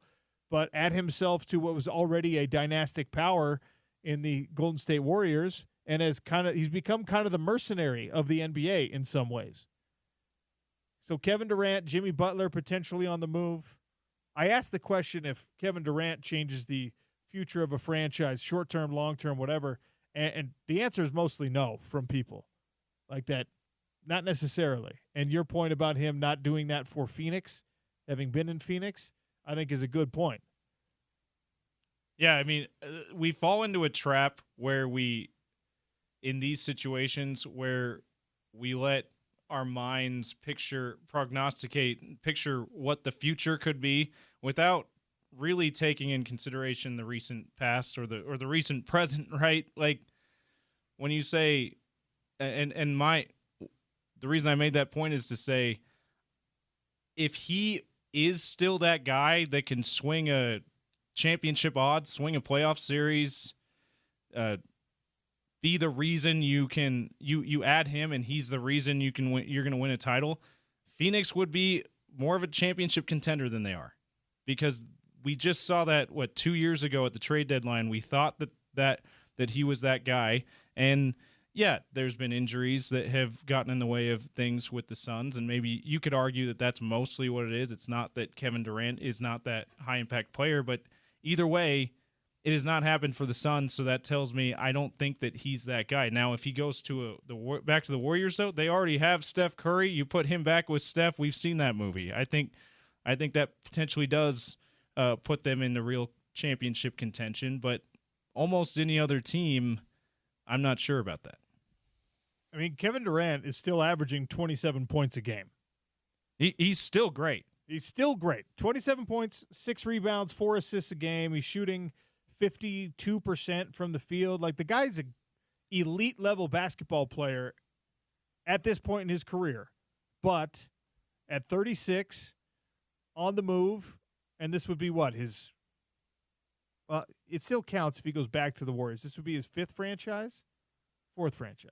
5th franchise. Yeah, Thunder, Warriors, Nets, Suns. This would be, yeah. This would be 5th. Yeah, so if he goes back to the Warriors, he still only has 4. I count it as 5 still because it's a different. It's a different team. Okay, it's a new stop with the same team, but yeah. So 5th move. This is the Kevin Durant career. This is the Kevin Durant legacy. This is the Slim Reaper. This is what we're going to know him for as a guy who goes and he chases championships, and the loyalty kind of aspect that was so celebrated for so long even in the NBA, but certainly in all sports. I think Kevin Durant is one of those guys who's kind of the example of like, look, you are great. It's undeniable that he's a top 3 player kind of his generation. He's never going to be talked about above LeBron James. And now Steph Curry is obviously in that conversation as well. But Kevin Durant is the next guy, right? Yeah. And he's settled down wherever, like he's the traveling circus. He picks up the tent and sits it down wherever he thinks he can win. And we don't love that necessarily, but it goes back to what we started the show with. You get tired of too much of a good thing. We get hypocritical with our narratives in sports. We want players to be committed to winning above all else. We want every member of your franchise, and you even expect it from the franchises you don't care about or you don't like. You want people to care above winning above all else. And Kevin Durant, for better or worse, is that dude. He's the guy who's like, you know what? I don't care what jersey I'm wearing as long as I'm winning. It's that mercenary mentality, and I don't know where people stand on it for the most part, but it exposes my own hypocrisy because I'm like, no, I want someone who's willing to play. I want Steph Curry. I want someone who's willing to develop with the franchise that drafted me and to stay all the way through. And if I have to take a discount in order to do so, then I'll do that. I want to be the guy who signs the autograph. I want that guy on my franchise, right?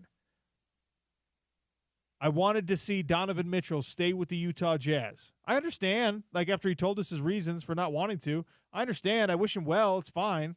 But what I want to root for as a sports fan, the sports fan in me, not the radio host in me, wants to talk about the guy who did it the old-fashioned way, right? And it's more realistic in today's NBA and in today's pro sports period for the Kevin Durant model to be the one that is followed, for the Jimmy Butler model to be one that fortunately or unfortunately plays out for your franchise, where a guy's just finally like, it's not working out here. For Myles Garrett to be like, I can't win in Cleveland. You have to trade me. You know, he watched a guy that his career overlapped with just briefly. He watched Joe Thomas be the best offensive tackle in all of football, trying to block for like 17 different starting QBs and never really having a shot to win. Didn't give up sacks, didn't complain, didn't do anything other than compete the right way, cashed a bunch of big checks as one of their franchise cornerstones. But that's not the reward you're looking for, the pat on the back from the Cleveland sports fan. Hey, thanks for sticking it out with us. That's not what you're in professional sports for. You're here to do what Kevin Durant has done, which is nuts to say that. You're here to chase championships, to try to put yourself in the best position to win championships. Is it possible to do it the way that Steph Curry is seemingly prepared to do it, to ride it out with one franchise your whole life? Yeah, we've seen plenty of guys do that, but it's becoming exceedingly more rare. And, I mean, LeBron James is going to end up winning championships with 3 different franchises, and it's one of the reasons we're going to call him an all-time great. Kevin Durant is going to try to milk this thing out for the next 2 years, maybe longer, being like, you know what? I'm going to add myself back to a Warriors roster. I'm going to see if I can coexist in Milwaukee. What if he winds up with the Mavs? And you get a we've all been killing the Mavs about what they did, and then they end up with a pretty good big 3 this year. Like, okay, that's what you meant when you said you could be more successful this season without Luke. Becomes a big 4. Yeah. It becomes Klay Thompson. What that does is it becomes just like that Warriors roster he added himself to. Because like what he did is he pushed just Draymond Green down to the number 4 position. Almost the AARP version of it, though, because they're all over 30, right? Like, when it the 30-plus big 4. Because when he joined the Warriors, they were all under 30, which was why we were like, this is so unfair. This is the over 30 version. Yeah. So, in that case, right, I don't think it's going to happen. If Kevin Durant, who's available and not playing right now, downgraded because it's kind of a wait and see, the holding pattern for the Phoenix Suns and whether or not they can move Kevin Durant. If he ends up somehow with a team like the Mavericks, like that's, again, that coexistence. Him and Klay Thompson and Kyrie Irving and Anthony Davis on a roster together, that's a problem. Yeah. That's a big time we already problem. saw he and Kyrie on a roster together not working out very well in Brooklyn. Not that they butted heads or anything, but yeah. Yeah, no, total speculation. Okay, let me ask you this. I just would find that really funny if the Mavs were able to pull that off. Okay, so we're seeing this with guys requesting trades in the NFL right now, and Myles Garrett's the most prominent of those guys. The Rams have also informed Cooper Kupp that they're going to try to shop him around. That's a Puka Nacua effect is what that is. That's them being like, well, we already have an elite receiver who does the exact same things that you do, who we don't have to pay $20 million because he's on a rookie deal. And he's much younger, too. We He's could probably younger. have him longer than he's- if we held on to you. He's younger, and he's probably a little bit more of a plus athlete. And now you've mentored him a couple of years. Like, sorry, this is the business of it, right? Cooper Kupp's going to have to renegotiate his contract, and he's going to have to end up somewhere. And the Rams have said they'll work with him to try and find a proper destination for him. The Browns are saying no such thing, right? I think that's the general mindset of Phoenix as well with Kevin Durant. Don't try and send him to a place he doesn't want to be because it's just going to be a problem.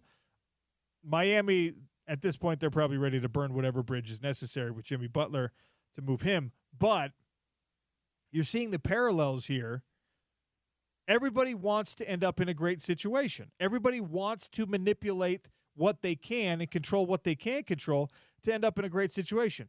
Myles Garrett would love to be on the Washington Commanders next year with an elite rookie quarterback rising into his sophomore year on a discount, which means there's more money for them to pay him in the short term. And, of course, there's more money to add talent around so that you could win a Super Bowl. See what I'm saying? See this theme that's emerging? All of these guys want to manipulate the situation to the best of their championship and pocketbook abilities. And somehow Kevin Durant has done that, and it's been like a villainous turn for him in doing so. It's weird. And it's only been, it's 2 championships, you'd say it's been very successful. But he's only been successful on one stop since he's done it. 2 of the other 2 stops that he's engineered his way onto teams as a free agent or otherwise. Not even a conference finals appearance for Kevin Durant. Now, of course, he was if his shoe was a half size shorter, he would have had a conference finals appearance in Brooklyn. But that's what you get for having gigantic feet. Yeah. Let me ask you this. Shrink your toes a little bit, Katie. Kevin Durant, 17 years in the NBA. Let's say he ends up playing 19. Let's say that he ends up with 3 championships. Where do we talk about him? Top 20 player all time? Top 50 player all time? He's already definitely a top 20 player. Okay. Potentially, there's a lot of people who believe he's top 10. I'm not quite there with KD, but it's regardless of. I don't have any when I talk about that. I don't have any biases of how you got to the team that you won championships. Just I feel like there's definitely more than 10 players that have been better than Kevin Durant in NBA history, but he's certainly into the top 20, probably top 15. I would think.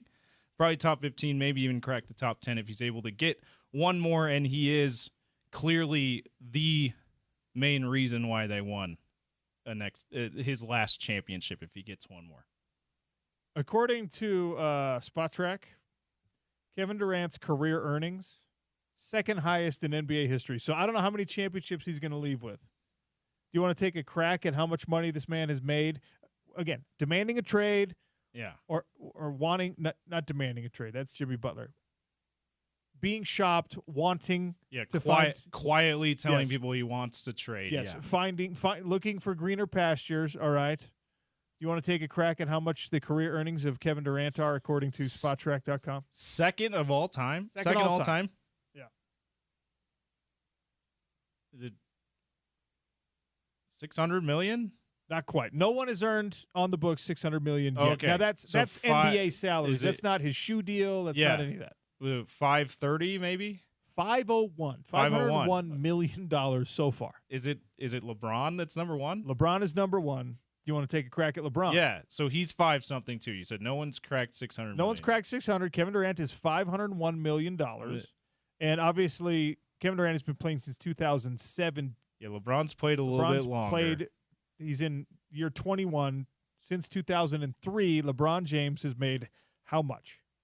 560. 581. 581. Wow. $581 million. As a basketball player, that speaks to nothing of his shoe money, nothing of his other endorsement money, nothing of the Bronze Studios and the production value. Yeah. I mean, like, He's that he's ridiculously wealthy. Then just with his basketball earnings, but he's got all that other stuff going for when you him, do too. that thing where you're just like, well, you can't have it all in life. These guys have They have multiple it all. championships. They have multiple championships. Going to be Hall of Famers. And even if they don't win championships, right? Like Paul George. We like to laugh at Paul George as a sports viewing public. Especially here in Utah because of the way Joe Ingles punked him in the playoff series. Do you know how much money Paul George has made? He's number 5 all time. Really? Yes. Wow. I mean, that speaks to the rise in the salary cap of the last 5 to 10 years and the rise in salaries that's gone along with it, right? Media money. But, yeah, I wouldn't have guessed he's top 5 all time. He's top 5 all time. He's made $406 million. Paul George. Yeah. So we're going to talk about Paul George as a guy who never lived up to the potential, never did what he thought he was going to do in the NBA. Always was regarded highly as a player, but never actually won it. Yeah, not championship caliber. And yeah. he's going to be like, yeah, it sucks. Anyway, $400 million. $406 million. Okay, This was, by the way, this is not the Dan Patrick Show where we're playing our own career salary game, like they like to do on the Dan Patrick Show. This is Sean O'Connell's show. Have they done that on the Dan Patrick Show? Yeah, they do the career salary game. They play the salary song. Salary. Do you know? Okay, so all the guys, the top 14 guys are all active players who are beneficiaries, as you said, of the rapidly rising cap, which is going to continue to climb. Media money and all that. In very short order, we are going to see $100 million per year salaries in the NBA. Luka Doncic might be the first one. Could be. And it's not going to be the Mavericks paying him that. Do you know which retired player comes in at number 15 all time? Retired player. It's not Michael Jordan, is it? It's not. Surprisingly, Michael Jordan. Is it after Jordan? Yes, it's after Jordan. Come He is 16. There's someone who is a contemporary of Kobe and many others, of course, that come in higher than him. Shaq. No, Shaq is not. Shaq's lower. Shaq is surprisingly lower, although Shaq has done an incredible job with his career earnings. The off-the-court thing has been 26. great for Shaq comes in at number 26 all-time in career You're earnings. You're gonna have to tell me probably. Kevin Garnett. Kevin Garnett. Yeah. Yeah, I wouldn't have gotten there.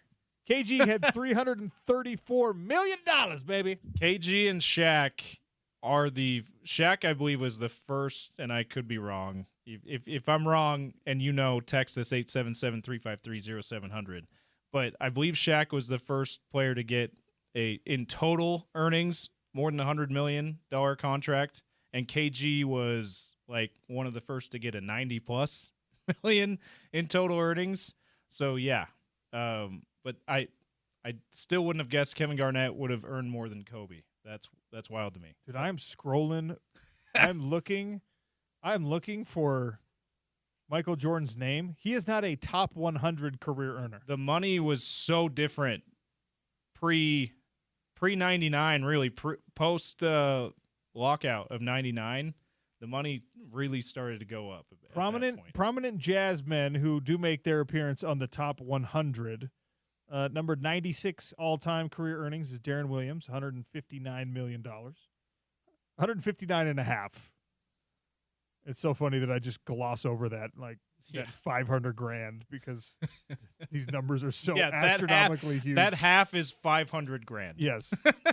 Paul Millsap, $192.5 million, $192.5 million, number 66 all time. Wow.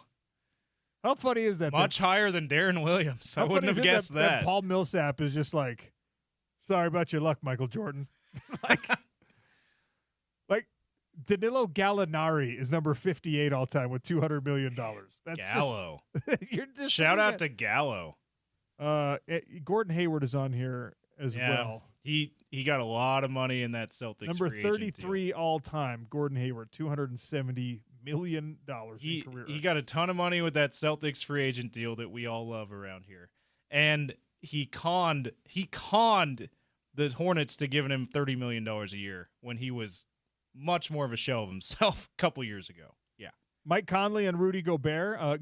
Gobert's 23, Conley is 24, $296 million for Rudy, $294 million for Mike Conley. Obviously, those guys are still active. Conley got the $35 million a year from the Grizzlies when he had yet to make an All-Star team. like that's one of the most notable things of Conley's career, that he was a $35 million a year man as a non-All-Star. Now, he was certainly All-Star caliber. Okay. Not making All-Star. Hint, hint. This might end up winning you Incubus tickets later today if you can regurgitate this, James. The highest paid career earnings-wise, the highest paid basketball player, NBA basketball player with local connections, Damian Lillard, number 8 all time, $382 million. Number 8 all time, Damian Lillard, the pride of Weber State. Man, see, that surprises me that he's not higher than Paul George. Yeah, I mean, Paul George at 5. George came in, I think 2 years, maybe just a season before, so that's part of it. But they're similar caliber of player, right? Similar career trajectory and accomplishments, but Lillard seems like he's looked at it a lot higher regard, held in a lot higher regard than Paul George. So I would guess he'd be higher than Paul George. Your top 10 are LeBron James, Kevin Durant, Steph Curry, James Harden, Paul George at 5, Chris Paul at 6, AD at 7, Damian Lillard at 8, Kawhi at 9, Bradley Beal at 10. See, CP3 lower than Paul George. Blows me away too. Paul George, man, good for him getting that money. But Chris Paul's played for 7 franchises. Yeah, he's not. It's not talked about enough how much of a journeyman star he has been in his career. Will they move Chris Paul at the trade deadline? Yeah. All right. Way over time. Sean O'Connell Show continues next on ESPN 700, 92.1 FM.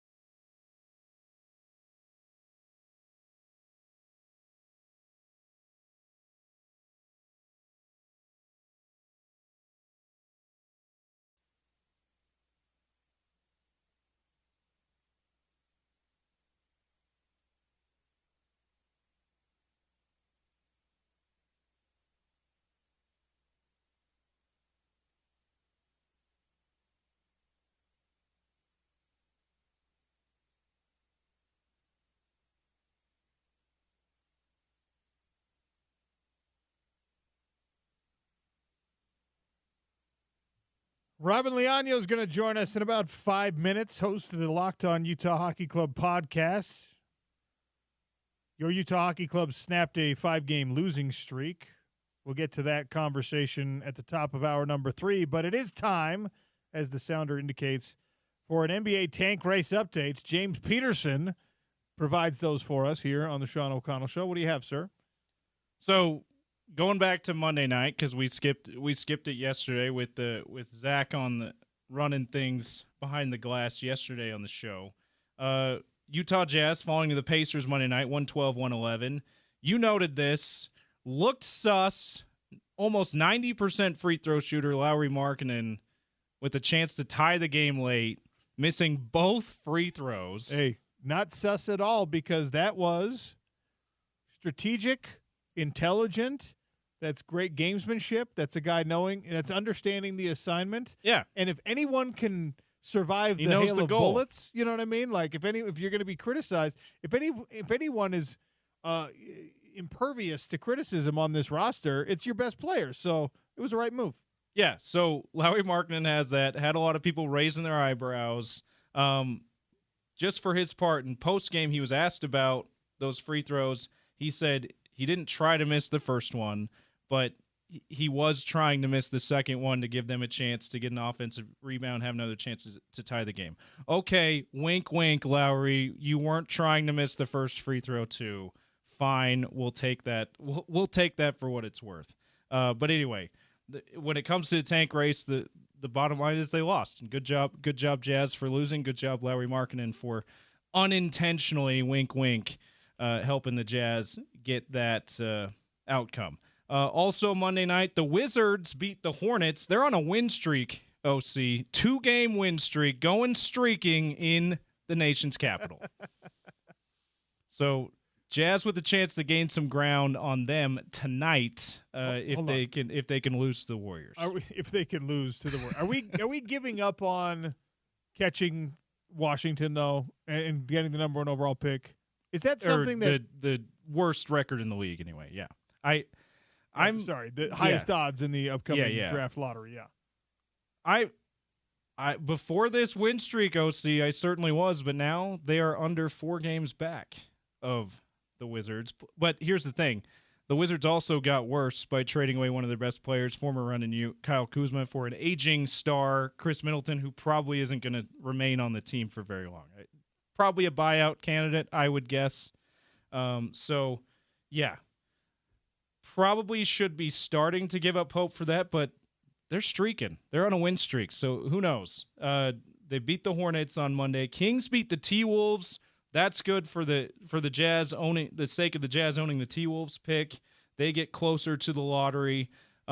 Pelicans fell to the Nuggets, though. Some bad news there. Yesterday, Nets upset the Rockets again, OC. That's a season sweep of a team who's been second or third place in the West all year long for the Nets. That's just the kryptonite, just like we all drew it up. The kryptonite for one of the better teams in the West. So thank you, Houston. Houston, you have a problem, but we love it. Raptors fell to the Knicks, so can't get all good things on a Tuesday night. Tonight, Jazz hosting the Warriors. We've talked about that with Gordy. Warriors tied for 8th in the West. They're also tied for 11th. It's a 4-way tie for 8th. So they're highly motivated to win, of course, tonight at the Delta Center. Hornets hosting the Bucks. Bucks, again, just traded for former running Ute great Kyle Kuzma today. Nets hosting the Wizards. Technically a win-win, but we'd rather the Wizards win because Jazz have a 5-game lead in the win column on the Nets. So you want the Wizards streak to continue tonight against the Nets. Raptors hosting the Grizzlies. T-Wolves hosting the Bulls. Bulls technically in the play-in race, although very rapidly falling out of it. So that's one that could end up being a loss for the T-Wolves conceivably.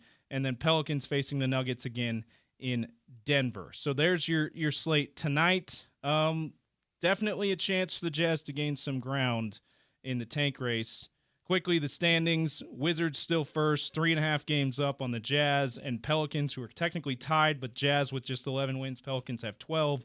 Hornets next, 12-35. Raptors and Nets basically tied for 5th. And that rounds out T-Wolves 27-23, 7th in the West right now.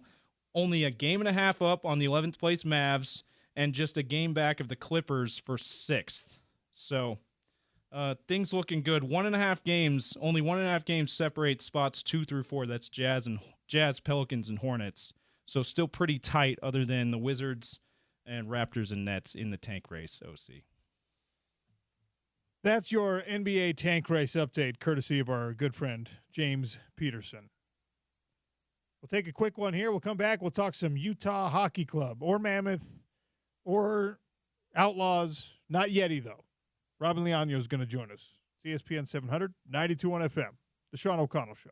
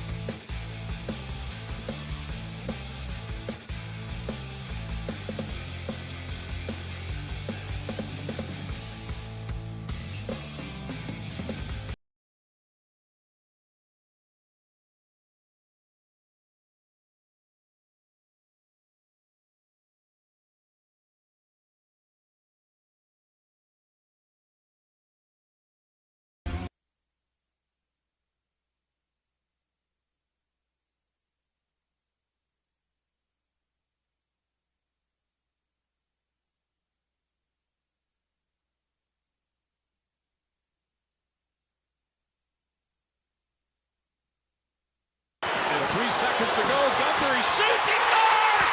Dylan Gunther! Did it count? It did! Oh my! You've got to be kidding! Game winner!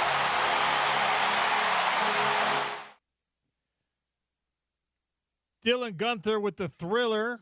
3-2 overtime win for the Utah Hockey Club against the Philadelphia Flyers.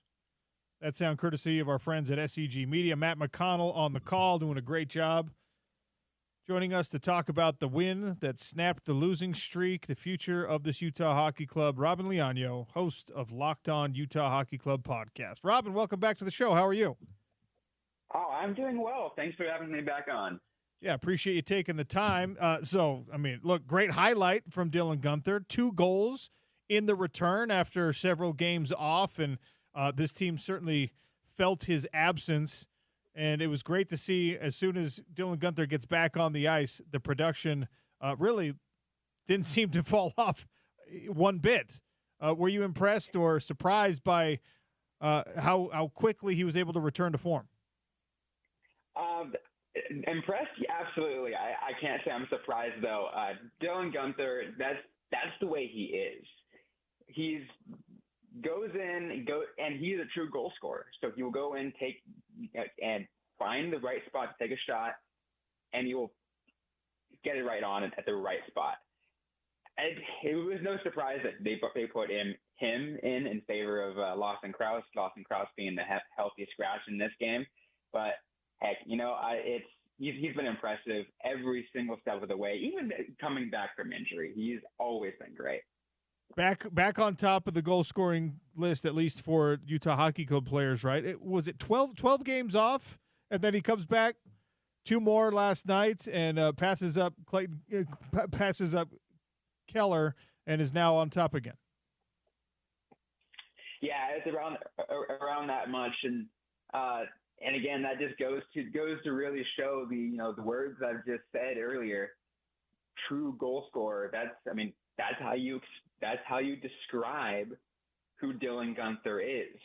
He is, in the hockey lingo we love, he's a sniper.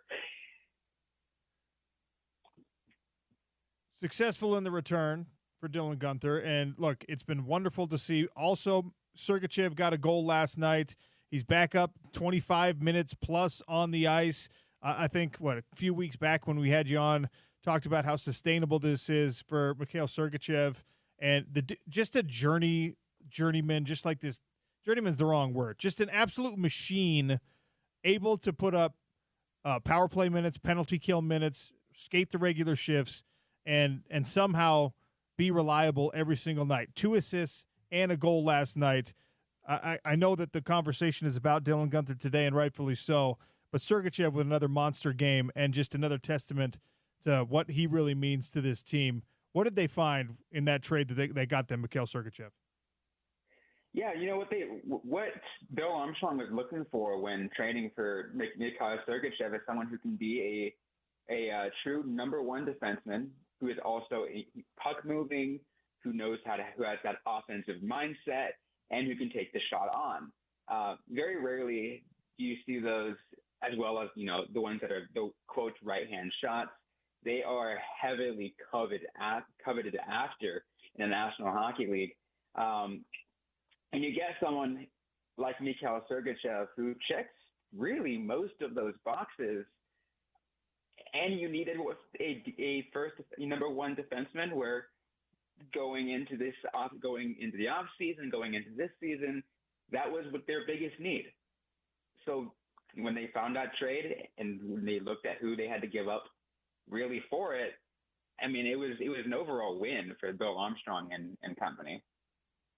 When you talk about a guy that has to shuffle around the pairing on the blue line, and there's been several different, that some because of injury, obviously the acquisition of Olli Mata changed some things in the rotation defensively.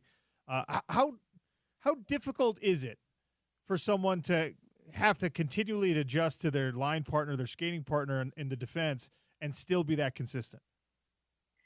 Oh, it certainly is very difficult. One of the things that I talk about constantly on the show, and just to a lot of other people who ask me the question about, line chemistry, and it really does take a lot to be able to kind of gel with who your, primary line mate is. And for someone like Sergachev to be able to go around and to be able to pair up with Olli Mata, pair up with Ian Cole on a night, pair up, at some point, even though he's still now back with Tucson, but with Maverick Lamoureux. And every single time he pairs up with someone, it works well for him. And I mean, to me, that shows that he is the leader on that pairing. And B is, I mean, he's just a great hockey player. Robin Leano, my guest here on the Sean O'Connell Show, talking Utah Hockey Club. Spicy tuna. Liam O'Brien had a great game last night. A lot of praise from his teammates and from Bear Tournier after the game. And look, we've seen his minutes fluctuate a little bit, and we know that he's got the big personality. And last year he had all the penalty minutes as well. He's not shy about fighting, as you saw last night. But it felt like last night's performance was a true, full, complete game of hockey for him, where it wasn't just that, for lack of a better term, that gimmicky stuff where, he's just the tough guy on the ice. Is that, I guess, the ideal representation of the role they want Liam O'Brien to play when he's on the ice for Utah Hockey Club? In some ways, absolutely. I feel like there is certainly a really important piece to what, Liam O'Brien does and getting into some of those unnecessary fights, standing up for the guy, standing up for his teammates, doing all those things. At some point, it gets a little cumbersome, so it kind of takes back. But in a game like this, where it adds to the game and on top of, actually being productive on the ice, that's what Liam O'Brien is. And, I've always said, love that the Salt Lake City has embraced him and just shown the love is from day one for him, and he's been loving it. That's the kind of game that we want to see from him, and I think that's what I've been hammering on the show is I don't like those unnecessary ones. So when he has a game like today in which it's just all focused on the hockey and adding that level of physicality, that is important. So some big picture stuff came down for the NHL. Television ratings reports out this week, and sobering, discouraging.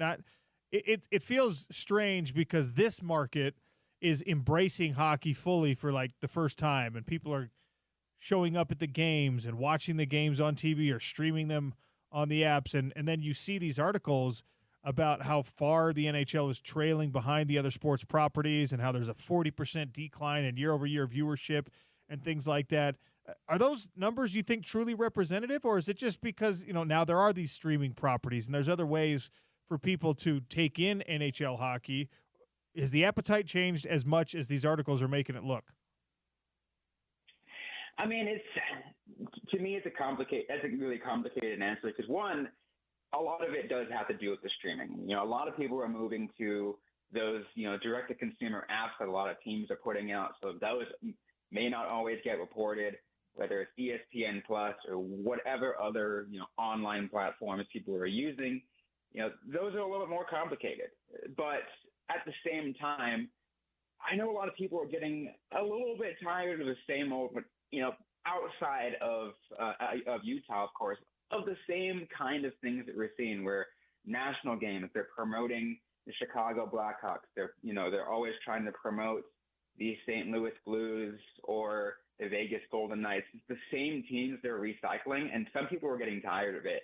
I've talked with friends, like they're tuning away from the National Hockey League because of that.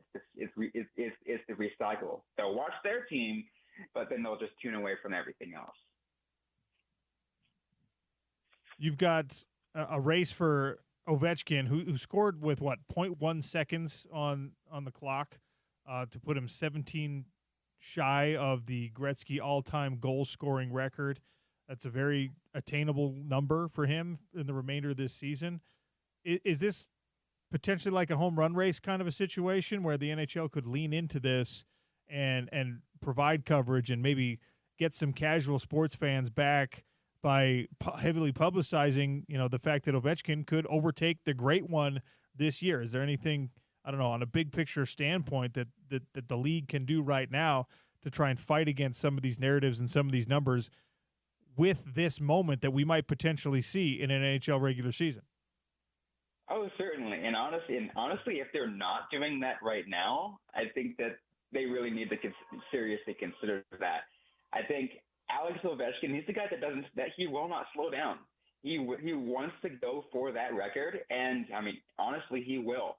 So if the National Hockey League is not leaning in, and ESPN or TNT, leaning in on focusing and getting those ratings back, promoting the hell out of the chase to be great. That's on them if they miss that out. Robin Leonu for a couple more minutes here on the Sean O'Connell Show, talking all things NHL and Utah Hockey Club. All right, you knew we were going to get to this at some point. It's been several weeks since we've had you on the show. The whole naming thing, it got a little bit cumbersome, but it's also fun. I've really enjoyed like the fan polls and the fact that at least on face value they're listening to some of the feedback. And when they proposed Wasatch as a name and nobody liked it, they pulled it back off and put Outlaws back into play. You're more heavily involved in covering this team than anybody in the market, pretty much. So your thoughts on the way this process has played out and what the final result might end up being? Yeah, it is unfortunate, first of all, that Yeti kind of got, kind of pulled right out under from all of us. I feel like everyone was hoping for it. They even know it. But came out with, and you mentioned those final three names. At first, Wasatch was one of them, and no one wanted it. So much so that with less than 24 hours later, the Utah Hockey Club was like, yeah, we're going to replace that back with Outlaws, put that one back in. We're seeing those, and to me, from what I've been gathering, Mammoth seems to be almost running away with it. I see a lot of people promoting that name, trying to make hashtags like #TussUp, seeing all those, different, logo designs and concepts that are different than what we see from that were quote leaked from that they're showing to the fans at games as concepts of what those logos are. To me, it almost seems, at least on that side, rushed. But I'm glad we're finally getting to the home stretch here. We're almost there. We're almost going to find out the name is. Are we going to be the Utah Mammoth? Is it going to be the Outlaws, or are they going to stick with the Utah Hockey Club? It's going to be interesting.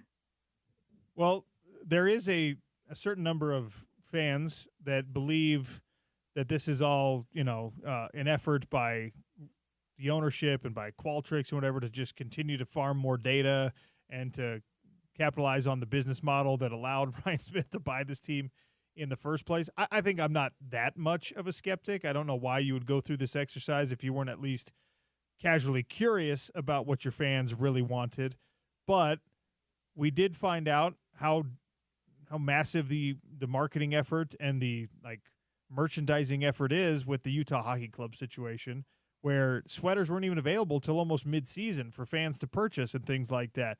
If you're pivoting at this point, I mean, is this going to be ready to roll out for the 2025 season, whatever the name and whatever the brand ends up being?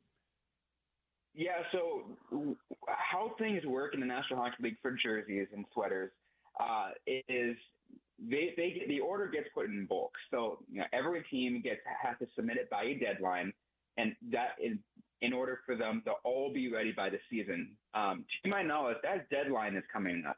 It's very likely by the end of this year. It's always in the first quarter of the calendar year. So I think that's kind of where the race is right now. Is they want to get this as soon as they can. Otherwise, I mean, we're going to have another delay like what we just had. Might have to wait a little bit longer to get, at least the jerseys delivered to fans. The players, I mean, they'll definitely focus on getting them right away. But all the fan jerseys and all those, yeah, there would be a delay if they don't reach that deadline. Where did your vote land? I have been, even though I was sold on Yeti for a while, but pre-Yeti, I was sold on Mammoth, and I'm going back on that train. To me, I think it just works for me. The name, the sound, to me, it sounds good. A, and B, I feel like the logo possibilities are really endless. I'd love to see what the final design for that one would be. And not to mention, it's just another, cold weather, aspect. You're putting that in. You kind of, when you think of something cold, think something hockey. Oh, Utah Mammoth, let's do it. I definitely I'm with you. I was Team Mammoth before. I kind of came around to, all right, it's going to be Yeti, and now we're back on the Mammoth train all the way. So we'll join that together. Robin Leonio, host of the Locked On Utah Hockey Club podcast, kind enough to join us for a few minutes today. Robin, thanks for your time. Appreciate you. Yeah, of course. Utah Hockey Club back in the win column, a team that is not yet giving up on the playoff race. Bear Torgny, he did acknowledge, look, need a little bit of help now in that playoff race, but you're within striking distance. If you can get hot, if you can get as hot as you got cold for the last 5 games before this one, then still within striking distance of a wild card spot in the upcoming NHL playoffs. But gonna take some heavy lifting. Dylan Guenther being back in the lineup, your sniper, your pure goal scorer, as Robin used both of those terms to describe Dylan Guenther. And there are people who are just born to do some things. That's a man who was born to score goals on the ice. It's just such a natural thing for him. And hockey players are built a little bit differently. 12 games away, several weeks, trying to figure out what's going on with the injury, rehabbing it, and immediately back to full speed. Yeah, and it's especially huge to have him back in the lineup, knowing that you just lost Logan Cooley probably for a significant amount of time. So it's huge to have Dylan Guenther and have him just go right back where you left off with a couple of goals. And again, we talked about this top of the show, but a buzzer beater in overtime, sudden death anyway, plus it's basically at the buzzer. That's fantastic. At the Delta Center, where they have oddly struggled to win games, seeing that highlight, seeing the way the fans reacted, the fans here were hungry for a home win finally, and he delivered. So that was awesome. It can't be overstated how much it matters for a franchise that's on a cold streak, or a program, a team, whatever, that's sliding down a little bit, to have the best players be the ones that step up and help pull you out of it, right? Mikhail Sergachev had a huge game, 3 points last night, assisted on the Guenther goals, and then scored a goal of his own. And guess who assisted on his goal? Dylan Guenther. So 3-point games from 2 of your best players. Obviously, you need Keller to continue to do what he's been doing. You need the more experienced guys on this roster. There's a lot of young talent. There's a lot of promising young talent. But when you find yourself in the midst or in the throes of a nasty little stretch like the one they just pulled themselves out of, it really does in sports. It has to be these types of guys that pull you out. You can't lean on the young guys. You can't expect the third-line guys to be the ones that score the goals necessary and hit the overtime winner and things like that. So really, really cool for this team to see not just that they got over the hump, but that it was Sergachev and Guenther and Keller and company that got them over that hump. That's what it's going to take if they want to make a playoff push. Their best players are going to have to look like their best players on a nightly basis. Yeah, and I would think, I don't know the data on this. I'm sure that someone's tracked it.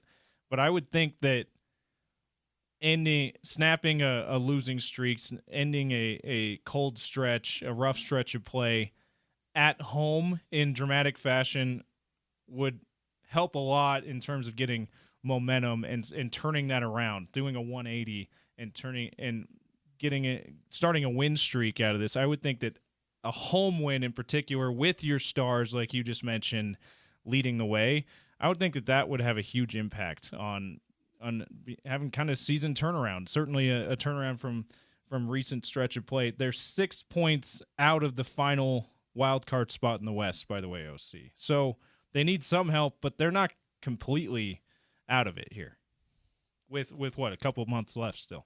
All right, Sean O'Connell Show continues here on ESPN 792.1 FM. Couple of former college stars here in the state of Utah are, I won't say reunited, but they are united on an NBA floor now prior to the trade deadline, which approaches less than 24 hours from this moment, all those personnel moves are going to have to be made. Keep scrolling, keep refreshing your feed to see what the Utah Jazz do, if anything. We'll talk about the local interest in the trade deadline next. The Sean O'Connell Show, ESPN 700, 92.1 FM.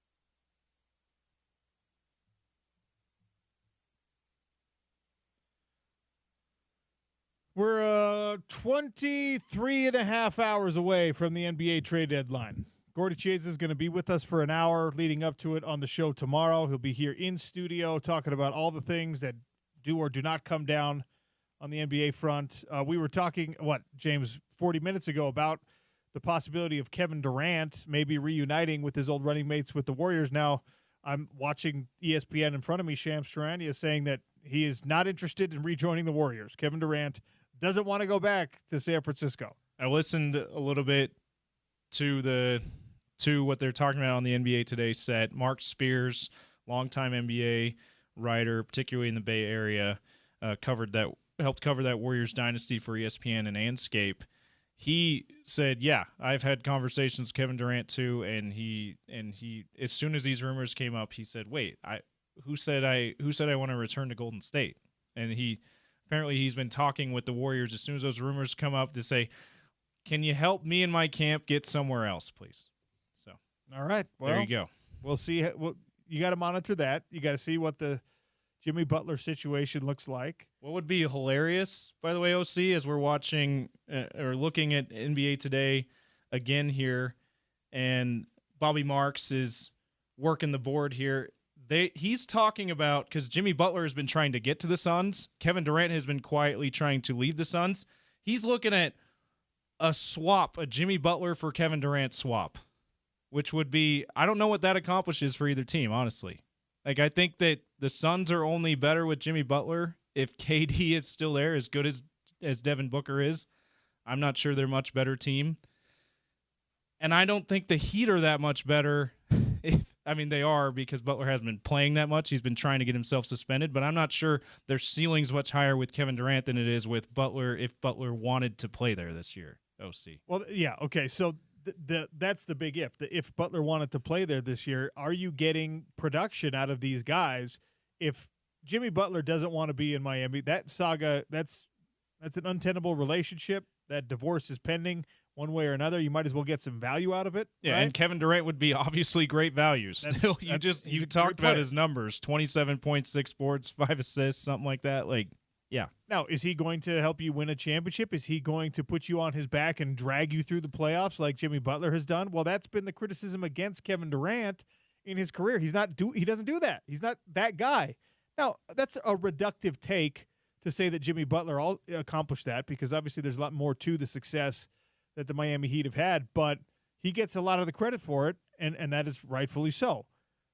Kevin Durant, if I'm him and if I care about my legacy and not just my pocketbook, if I care about the way that I'm talked about in my generation of players, I love that idea. If I'm Kevin Durant, I'm saying, you know what? Everyone's knock against me has been that I'm not the guy. I'm not the dude that you can rely on to try to make something happen. I don't have confidence that if he goes to Miami, he does anything super special in Miami. But if I'm Kevin Durant and I'm trying to silence whatever doubters are out there, then I would love the idea of going to Miami. I would love the possibilities in Miami and saying, all right, you know what? That's not a bare roster. That's not a bad cupboard to be added to. Obviously, great coaching with Eric Spoelstra. Awesome coaching. It's still, I think, one of the elite professional organizations in sports when it comes to the ownership and general management and team president and all that kind of stuff. I think Miami is a good example of how to run an NBA business right for the most part. So why not go be a part of that? But I don't know if that's what Kevin Durant's priorities are. Again, we did 15 minutes on this earlier. Kevin Durant has never struck me since leaving Oklahoma City as the guy who's like, yeah, I want to prove to everyone that I am the straw that stirs the drink.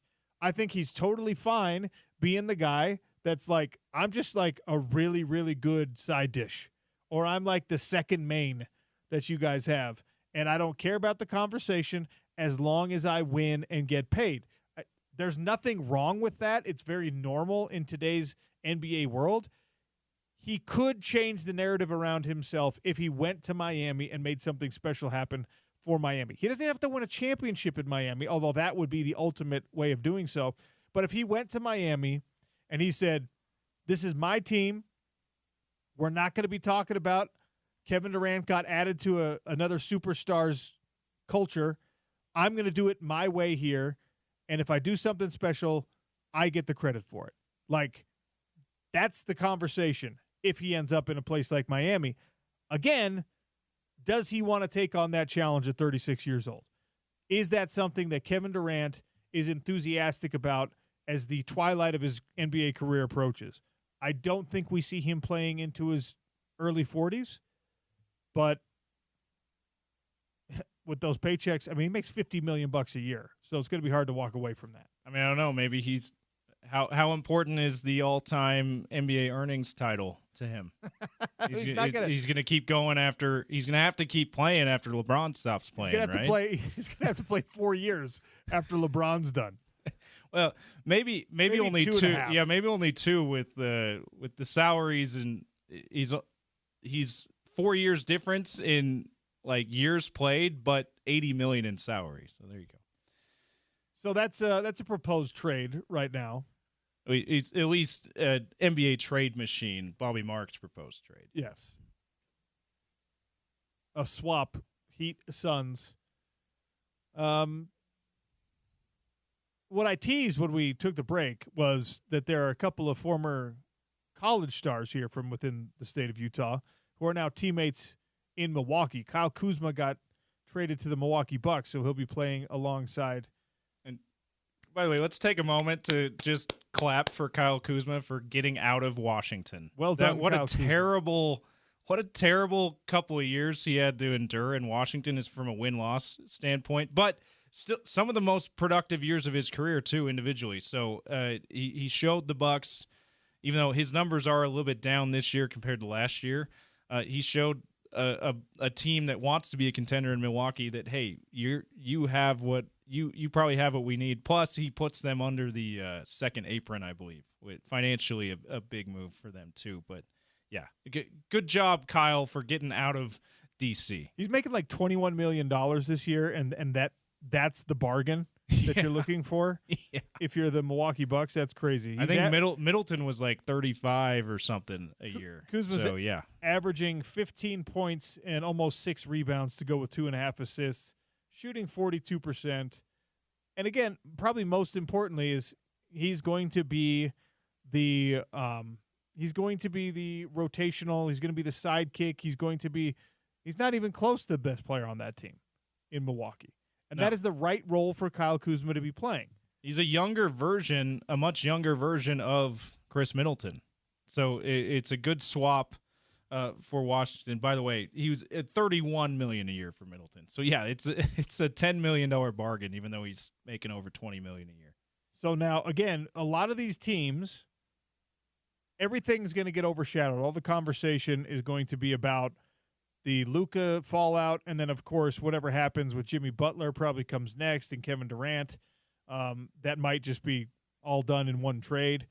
But some of these moves, like the Kyle Kuzma to Milwaukee move, are going to be equally significant when you actually see how a team that's missing like some little piece could get that thing, that extra 2 assists a game, or that extra 2 rebounds a game, or that extra 5 points a game out of a piece they add that helps get them over the hump. The Jazz are far from this discussion right now. They're so far away from it. What they can do is they can offer that to somebody who's trying to improve. There's financial considerations, there's salary relief, there's all that stuff as well that comes into play here. But the Utah Jazz have a couple of guys, and it doesn't seem to me that there's anyone on this roster who's untouchable. It does not feel like there's any Utah Jazz player that is completely off the market if someone comes with appealing assets in exchange. But we know who the likely players are. We know who the likely names that the Utah Jazz are making calls and fielding calls associated with. And, Jordan Clarkson, don't want to see him go. But he could add what we're talking about for another NBA team. He could be that guy that lends a little bit of veteran presence and playing basketball the right way, some of the intangible stuff, in addition to he's a good player still. And right now, the Utah Jazz only want good players that are underneath a certain age. They don't want good players that are 32 years old. That 16 points per game could be valuable to someone who's trying to push themselves over the playoff hump, trying to get off the bubble or off the play-in tournament line and find a way. And Jordan Clarkson could very well be that for a team. John Collins could be that for a team. The Utah Jazz are not in the business right now of being on the receiving end of those mid-level to minor pieces that are difference makers. The Utah Jazz only need to be big game hunting or just kind of like offering other things to other people, which is such a strange spot to be in. I've said that probably 100 times on the show this year, that if you're a Jazz fan, if you're a Jazz season ticket holder, you're just like, you're sort of trusting that this process is playing out the way that it needs to. Absolutely. And a couple of other guys that I would put out there is teams that would probably be interested in. They've probably started fielding calls about them. It's Colin Sexton. And PJ Tucker, not because he can help on the floor, but because he's a good salary filler in an expiring contract. So, and someone that would probably agree to a buyout really quickly if you don't want him. So they've got four guys. They've got four guys that I think the Jazz would prefer to move on from more than others. And then you've got Walker Kessler, who we've talked about as potentially a team that's desperate for a center, like the Los Angeles Lakers, is probably calling Justin Zanuck and Danny Ainge about, saying, hey, what's the asking price again for Walker Kessler? Oh, it's that many first-round picks? We might actually do that. So there's at least 4, maybe 5 guys on this roster that I have my eye on as guys who could potentially be offloaded before tomorrow's deadline. I was about to ask you, how many players see their jerseys on the TJ Maxx bargain bin rack in the next, month, because that's what happens. That closeout sale, because there's no more Clarkson in the Utah Jazz uniform. Or, they're only $50 instead of like $170 at the Jazz team store. Or $200 at the Jazz team store. Which, by the way, I mean, look, I'm not disparaging anyone who pays the asking price for those jerseys. They're high quality pieces of clothing. I'm disparaging the NBA, the brands, the sponsors, the Mitchell and Ness for the throwbacks. There was a time when these things were affordable. All right? Figure it out. It's way too expensive. Stop pricing fans out of stuff. You've priced them out of the arena in a lot of places. Thankfully, the Jazz is still somewhat affordable, but that has a lot to do with them not being very serious about winning. Like, stop pricing fans out of stuff. Here's what I need, all right? Smith Entertainment Group, Ryan Smith. I know you're a big listener to this show and none of the shows on the station that you actually own. I know you like this one better. You did the whole concessions thing where it was just like, all right, we offer ice cream and hot dogs and bottled water for reasonable prices. Just have like 10 things in the team store that are on that same level. All right? And that are still somewhat desirable. Not like keychains and stuff. Yeah, no, that's exactly right. Like, give an affordable T-shirt, an affordable hat, an affordable outer layer, whether it's like a zip, a windbreaker, a hoodie, whatever. I don't know, an affordable pair of socks or sweatpants, or maybe like an affordable Johnny Juzang jersey. Like someone who doesn't play a whole lot, doesn't factor in the team's future for very long. Like, jersey? Come on. Something like that. I understand not a jersey, but like you said, a T-shirt. Can we make it a jersey for one of the lesser players on the team? Here's the demand. Here's the demand from me. Here's what I need. You take the Junior Jazz jerseys. Ooh. The reversible ones? Yes. You know what I'm talking about? Those things are what? $3 a piece to manufacture and to print on? And you give fans an opportunity to purchase those adult sizes, and kid sizes for that matter. It's a Junior Jazz jersey, but it's like a Jordan Clarkson. Yeah, his number. It's the Lowry 00. Markin. Yeah. I love that idea. See what I just did there, James? I solved all of our problems. It doesn't even have to have their name on the back. If you don't want to do that, it'd be even better if it did. But it could just be their number. A number 23 Junior Jazz, number 00 Junior Jazz. Yeah.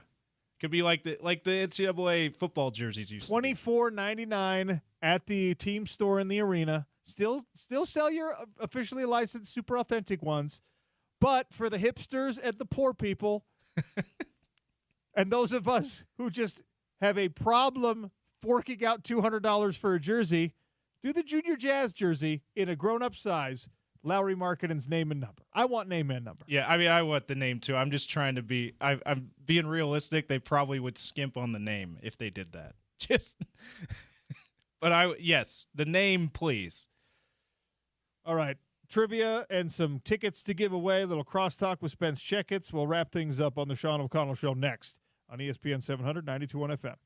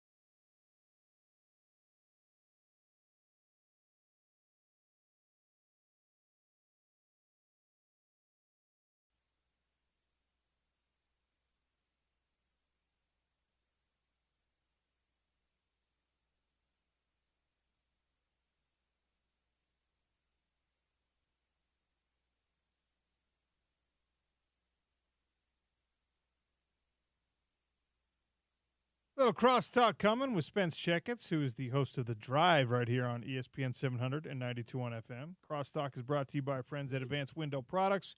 $2,500 off 10 windows or more at advancedwindows.com or at 801-850-9100.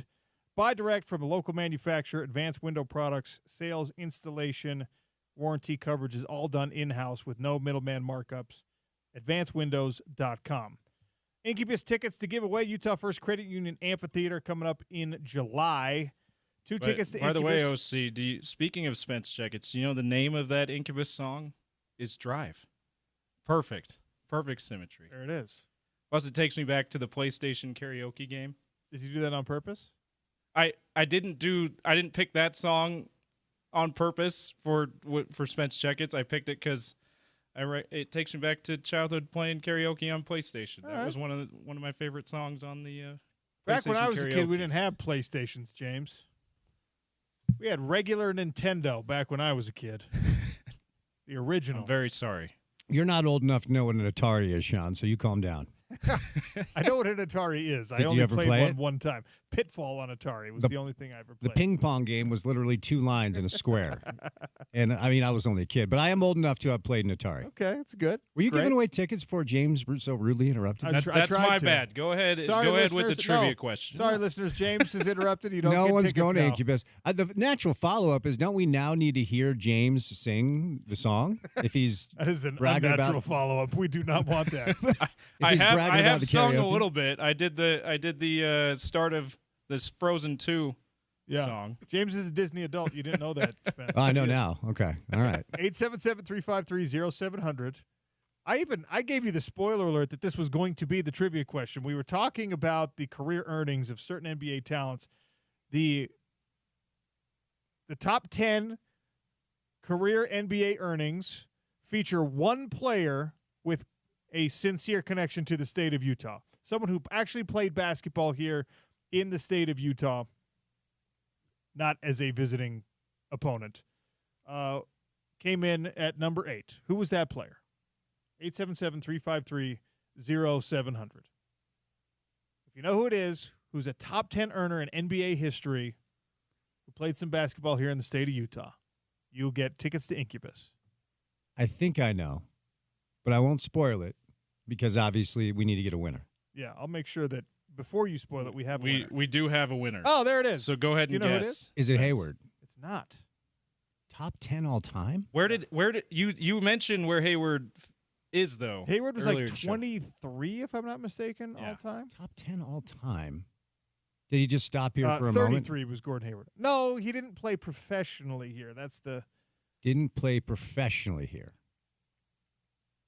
I honestly don't know. you do. It's just slipping your mind. It's Damian Lillard. I should have landed on that. Yeah, Number 8 earner all time so far. and still going. Couple Yeah. years left on his deal. And now teammates with Kyle Kuzma, former Ute. Very Yes. exciting stuff.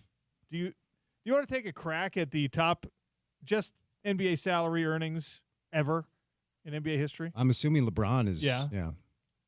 There's got to be mostly new guys, right? So Yeah. like Durant. Yeah, but do you know it's LeBron, Durant, Steph Curry, James Harden. Do you know Yeah. how much on the books LeBron James has made from the NBA so far?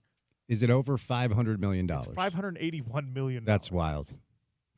It's just nuts. You know, we were talking about this the other day because the NFL does so many things better than the NBA. And it's a tough conversation to have. And you'll be good on this, actually, because you're a former professional athlete. For years and years and years. And look, the dirty little secret is the NFL owners still are kind of oligarchs making billions of dollars on the backs of these players that really aren't paid fairly, most of them at least. And the NBA owners were doing that for a long time. And ultimately, what it came down to is the NBA players demanded a fair share of the basketball-related income, and so now they get more than 50%. But when those contracts became guaranteed, all of them, the league changed. It really did, because there was a time where NBA players needed a paycheck. There was a time that they were mandated to show up for work and work well to actually get that paycheck when it wasn't guaranteed. And I know that NFL contracts recently, more of them are guaranteed than they used to be, but still most of them are not. And so what does that do for a workforce? It inspires them to show up and play hard and try. And that's what the NBA is missing up until playoff time. So the money now is so stupid that you put yourself in LeBron's shoes, or any of them, quite frankly, that don't need to earn another dollar for the rest of their life. And they're like, why would I work harder? If I need to take a night off, I'm fine taking a night off because my salary is not predicated on whether or not I'm present and I'm actually trying. Yeah, that's a wild thing. Yeah. It's really crazy. Another crazy thing is the recency bias of that inflated salary cap and how sincerely outlandish these numbers are now. Yeah. Michael Jordan is not a top 100 earner lifetime Right. from the NBA. Yeah. Michael Jordan. Right. Not top 100. Danilo Gallinari made more money from the NBA than Danilo Michael Jordan. Gallinari. Wow, there's a poll. Danilo Gallinari, best known for saying no to Kim Kardashian when she tried to date him when he was with the Knicks. Pascal Siakam has made more money from the NBA than Michael Jordan did. Yeah, no, it's wild. Yeah, the league has changed, and it's changed for a while now. And I think the unintended consequences have been lackadaisical performance from players or players not showing up at all because I guess human nature kicks in. I mean, how many of us would really, if we knew that our paycheck wasn't predicated on us showing up and doing a good job, if anybody knew that, like really what would your day-to-day entail? Well, it'd be a lot like this because I get paid whether I do a good job or not. That's so fair. I just show up and just like, hey, what's up, guys? That's fair. Maybe that's the deal. But Crack the mic open. I don't know what I'm talking about. Anyway. Whenever I hear the criticism of people saying, well, you get paid millions of dollars, so show up and go to work. I mean, yes, I agree. But I always bring human nature into this thing. You know, the live golf stuff is a perfect example. Like, I hated those players for going, for ruining the tour for a while and going to live. And then Full Swing comes out, the Netflix documentary, and Dustin Johnson's on a yacht. And he's like, I work 20% of what I used to, and I make 20 times more. Yeah. You're kind of like, yeah, as you get older, you realize, like, ultimately, give me the cash and I'm good. The wild deal is everyone's got a price, and some people are far more principled, and their price is a lot higher. But everyone's got a price until you have a certain amount of money, and then you probably don't have a price anymore because it doesn't matter. There's no functional difference. Right. LeBron James has enough money now that, like, if you said, I'll give you $1 billion to play a few more years, it doesn't change his life at all. Right. He has another $1 billion. He's already a billionaire. Yeah. You know what I mean? Yep. So that's why Tiger Woods didn't sign with Live Golf. Because Tiger's right. like, What's the point? Yeah. I'm a billionaire. Yeah. You give me another $775 million, it doesn't change anything for me. Yeah. Except people get mad. Yeah, it really is. Well, there are several reasons why I think the NFL is a better product, but the main reason is I do think everybody shows up and plays hard. Which is it's so simple, but it's like which is another thing that, it's another question with the college sports world now, right? Yeah. The hunger is different than it used to be. Right. Some of these guys now make an insane amount of money relative to the no money that they made in the past, right? And it has changed the dynamic of college. I'm not going to sit here and say that it's ruined anything because it hasn't. Yeah. But there are people in that camp, and there are coaches. It has ruined it for some coaches. But it does make a significant difference in the politics and the culture of a program when those guys were all kind of equally beholden to the opinions of a coach in the past, and now they're not.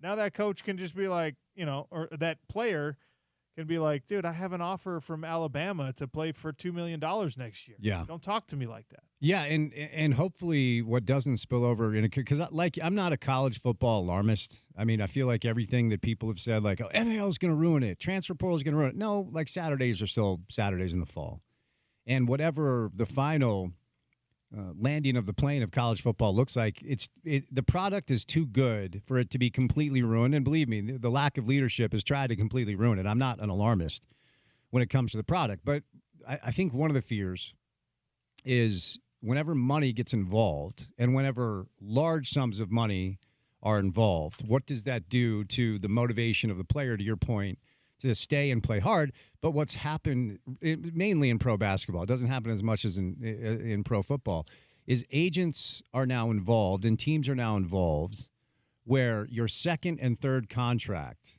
that's where you really make your money. And so it's okay to take some time off here or there. It's okay to nurse that ankle for another week because ultimately this load management stuff, it's not all on the players. A lot of it is agent driven because this generational wealth with second, third, fourth, sometimes fifth contracts, if you're Chris Paul, that's like that's the top of the mountain. That's the goal. Let's get them there, so they don't give a rip about whether or not they show up and play every night for the fans and play hard and actually try to win games. Agents just want to get their players to, the second, third, fourth, and fifth contracts. That's their job. That's how they make their money. We actually talked about this on the show last week, and I'll get out of here so you can get to the drive. But Zion Williamson was asked about his load management, and he was asked, are you physically capable of playing every night? And he kind of brought attention to the fact that, like, it's not up to me. Yeah. The team tells me when I need to rest and manage the load, and I'm sure the agent is involved in that conversation as well. Right. Which is nuts, right? Because there's a lot of us, myself included, who've just been like, man, these guys are getting soft. Yeah. It's not always the fault of the player. The business of NBA basketball has definitely eroded some of the competitive product of NBA basketball. Yes, well said. And, it's easy because the players are the ones that are absent. And so it's easy for media and fans to say, oh, Luka didn't show up again. He's soft. He's out of shape. The ecosystem of pro basketball has never been about the players making this decision.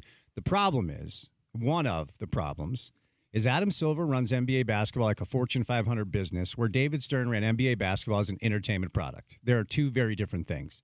And I'm more of a Stern guy because you can run it with an entertainment motivation and still make money hand over fist. Like, you don't need another $5 billion from China. Your product is suffering. Focus on the product. But no, Adam runs it like a business in a way David never did. Stay tuned for the Drive with Spence Checketts. Congratulations to Damian Lillard for being top 10 in NBA earnings already. Sean O'Connell Show, ESPN 700, 92.1